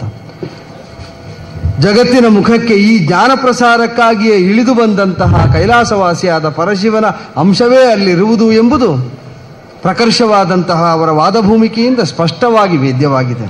ಆದ್ದರಿಂದ ವಾದಿಗಳು ಪ್ರತಿವಾದಿಗಳು ಇಬ್ಬರಲ್ಲೂ ನಾನು ಹೇಳುವುದಿಷ್ಟನ್ನೇ. ಅಧ್ಯಕ್ಷ ಸ್ಥಾನದಿಂದ ಅಪ್ಪಣೆ ಆಗಲಿ. ಏನಿಲ್ಲ, ಕಾಷಾಯ ಧಾರಣೆಯನ್ನು ಮಾಡಿ ಭಿಕ್ಷೆಯನ್ನು ಸ್ವೀಕರಿಸುವುದಕ್ಕೆ ಉಭಯತ್ರರು ಬರಬೇಕು ಅಂತ ಪ್ರಾರ್ಥನೆ. ಒಳಿತು, ಸೋಲಿಗೆ ಬೇಸರವಿಲ್ಲ. ವೇದ ಧರ್ಮ ಜಯವನ್ನು ಹೊಂದಬೇಕು. ನಮ್ಮ ಉದ್ದೇಶ ಇದ್ದದ್ದೇ ವೇದದಲ್ಲಿ ಪರಮವಾದ್ದು ಯಾವುದು, ನಮ್ಮಲ್ಲಿ ಯಾರು ಶ್ರೇಷ್ಠರು ಅಂತಲ್ಲ. ಸತ್ಯ. ನಾವು ಭಾರತೀಯರೆಲ್ಲ ಒಂದಾಗಿ ಈ ವ್ರತವನ್ನು ಸ್ವೀಕರಿಸಬೇಕು. ನನ್ನ ಪಕ್ಷ ಗೆಲ್ಲುವುದಲ್ಲ, ದೇಶ ಗೆಲ್ಲಬೇಕು, ವೇದ ಧರ್ಮ ಗೆಲ್ಲಬೇಕು. ಆತ್ಯಂತಿಕವಾಗಿ ನಮ್ಮ ಉದ್ದೇಶವೂ ಅದೇ. ಬಹುಶಃ ನನ್ನ ಪುತ್ರನ ಪೌತ್ರನ ಪ್ರಾಯದವರಾದರೂ ಅವರ ಶಿಷ್ಯತ್ವವನ್ನು ನಾನು ನಿರ್ವಂಚನೆಯಿಂದ ಸ್ವೀಕರಿಸ್ತೇನೆ. ಆಚಾರ್ಯ ಶಂಕರರೇ, ನಾನು ಕೊನೆಯ ಬಾರಿಯಾಗಿ ಹೇಳಬಹುದಾದ್ದು, ನಾಮಕರಣಕ್ಕಿಂತ ಮೊದಲು ಮಂಡನ ಮಿಶ್ರನ ದ್ವಿಜತ್ವ ಈಗ ನಿಜವಾಗಿ ಸಿದ್ಧಿಸ್ತದೆ. ವಿಶ್ವರೂಪ, ಮಂಡನ, ಅಹಂಭೋ ಅಭಿವಾದೇ ದೀಕ್ಷಾ ಪ್ರದಾನವಾಗಬೇಕು. ಮುಂದೆ ಅದ್ವೈತ, ವೇದದ ಪರಮಧರ್ಮ, ಸಕಲ ತಾತ್ಪರ್ಯದ ನಿಮ್ಮ ವೇದಾಂತದ ವಾದ ಏನಿದೆಯೋ ಅದನ್ನು ಮನಸ ಅಂಗೀಕರಿಸಿದ್ದೇನೆ. ಅದನ್ನು ಅಂಗೀಕರಿಸಿದ್ರೆ ಸಾಲದು. ಪ್ರಚಾರಪಡಿಸುವಲ್ಲಿ ನಮ್ಮ ಸೇವೆ ಏನು ಅಂತ ಶಂಕರರಿಂದ, ಶಂಕರ ಭಗವತ್ಪಾದರಿಂದ ಅಪ್ಪಣೆ ಆಗಲಿ ಅಂತ ಪ್ರಾರ್ಥಿಸ್ತೇನೆ. ವ್ಯವಹಾರಕ್ಕೆ ಆಲಂಬನವಾದ ಗೃಹಸ್ಥಾಶ್ರಮ ಬಹಳ ದೊಡ್ಡ ಆಶ್ರಮ. ಆ ಆಶ್ರಮದಲ್ಲಿ ಉತ್ತಮ ವ್ಯಕ್ತಿಗಳಾಗಿ ನೀವು ಸಫಲರಾಗಿದ್ದೀರಿ, ಸಾರ್ಥಕರಾಗಿದ್ದೀರಿ. ಈಗ ಜಗದಾಲಂಬರ ಯಾವ ಬ್ರಹ್ಮ ಇದೆಯೋ ಅದನ್ನು ಸಾಧನ ಮಾಡುವುದಕ್ಕೆ ತುರಿ ಆಶ್ರಮವನ್ನು ಸ್ವೀಕಾರ ಮಾಡಬೇಕು. ಶುಭ ಮುಹೂರ್ತದಲ್ಲಿ ಮಹಾವಾಕ್ಯೋಪದೇಶಾದಿ ಕ್ರಮದಿಂದ ನಿಮಗೆ ಸನ್ಯಾಸವನ್ನು ಕೊಡಲಾಗುವುದು. ಪುನರ್ಜನ್ಮ ಆದ ಹಾಗೆ ನಿಮಗೆ ನಾಮಕರಣವನ್ನು ಮಾಡಲಾಗುವುದು. ಈ ಮಹಾತಾಯಿ ಸಾಕ್ಷಾತ್ ಸರಸ್ವತಿ ದೇವಿಯೇ ದೂರ್ವಾಸರ ಶಾಪದಿಂದ ಇಲ್ಲಿಗೆ ಅವತರಿಸಿ ಬಂದವಳವಳು. ಈಗ ಶಾಪ ವಿಮೋಚನೆ ಆಗಿದೆ. ಆದ್ದರಿಂದ ಶಾರದಾ ರೂಪದಿಂದ ತುಂಗಭದ್ರಾ ತೀರದ ಶೃಂಗಗಿರಿ ಕ್ಷೇತ್ರದಲ್ಲಿ ಅವಳು ನೆಲೆಯಾಗಿ ಎಲ್ಲರಿಗೂ ಅನುಗ್ರಹ ಮಾಡ್ತಾ. ಭಾರತಿ ಎಂಬ ಶಬ್ದ ಸ್ತ್ರೀ ಪುರುಷ ವಾಚಕವಾಗದೆ ಅದೇ ಅದು ಭಾರತಿ ಆಗಿ ನಮ್ಮ ವೇದ ಜ್ಞಾನವನ್ನು, ಭಾರತೀಯವಾದ ಜ್ಞಾನವನ್ನು ವಿಸ್ತರಿಸುವುದಕ್ಕೆ ಅನುವಾಗುವುದಕ್ಕೆ ಯತಿಗಳಿಗೂ ಯತಿಶ್ರೇಷ್ಠರ ಆಚಾರ್ಯತ್ವದಲ್ಲಿ ಬೆಳೆದು ಬರುವ ವಟುಗಳಿಗೂ ಆಶೀರ್ವಾದ ಮಾಡ್ತಾ ಅವಳಲ್ಲಿ ನೆಲೆಯಾಗುತ್ತಾಳೆ. ಹೀಗೆ ನಮ್ಮ ಸನಾತನ ಪರಂಪರೆ ಮುಂದುವರಿಯಲಿ ಎಂಬ ಸದಾಶಂಸನೆಯೊಂದಿಗೆ. ಹಾಗಾದರೆ ಇದು ಮಂಡನ ಮಿಶ್ರ ಪರಾಭವ ಅಲ್ಲ, ಇದು ಶಂಕರ ವಿಜಯ. ಹೌದು, ಇದು ವೇದಾಂತ ವಿಜಯ, ಇದು ಅದ್ವೈತದ ವಿಜಯ, ಇದು ಡಿಂಡಿಮವಾಗಿ ಲೋಕಕ್ಕೆ ಮಂಗಲ, ಇದು ಭೂಮ ಬ್ರಹ್ಮ ಅಸೀಮದ ವಿಜಯ. ಜಯ ಜಯ, ಲೋಕಕ್ಕೆ ಮಂಗಲವಾಗಲಿ.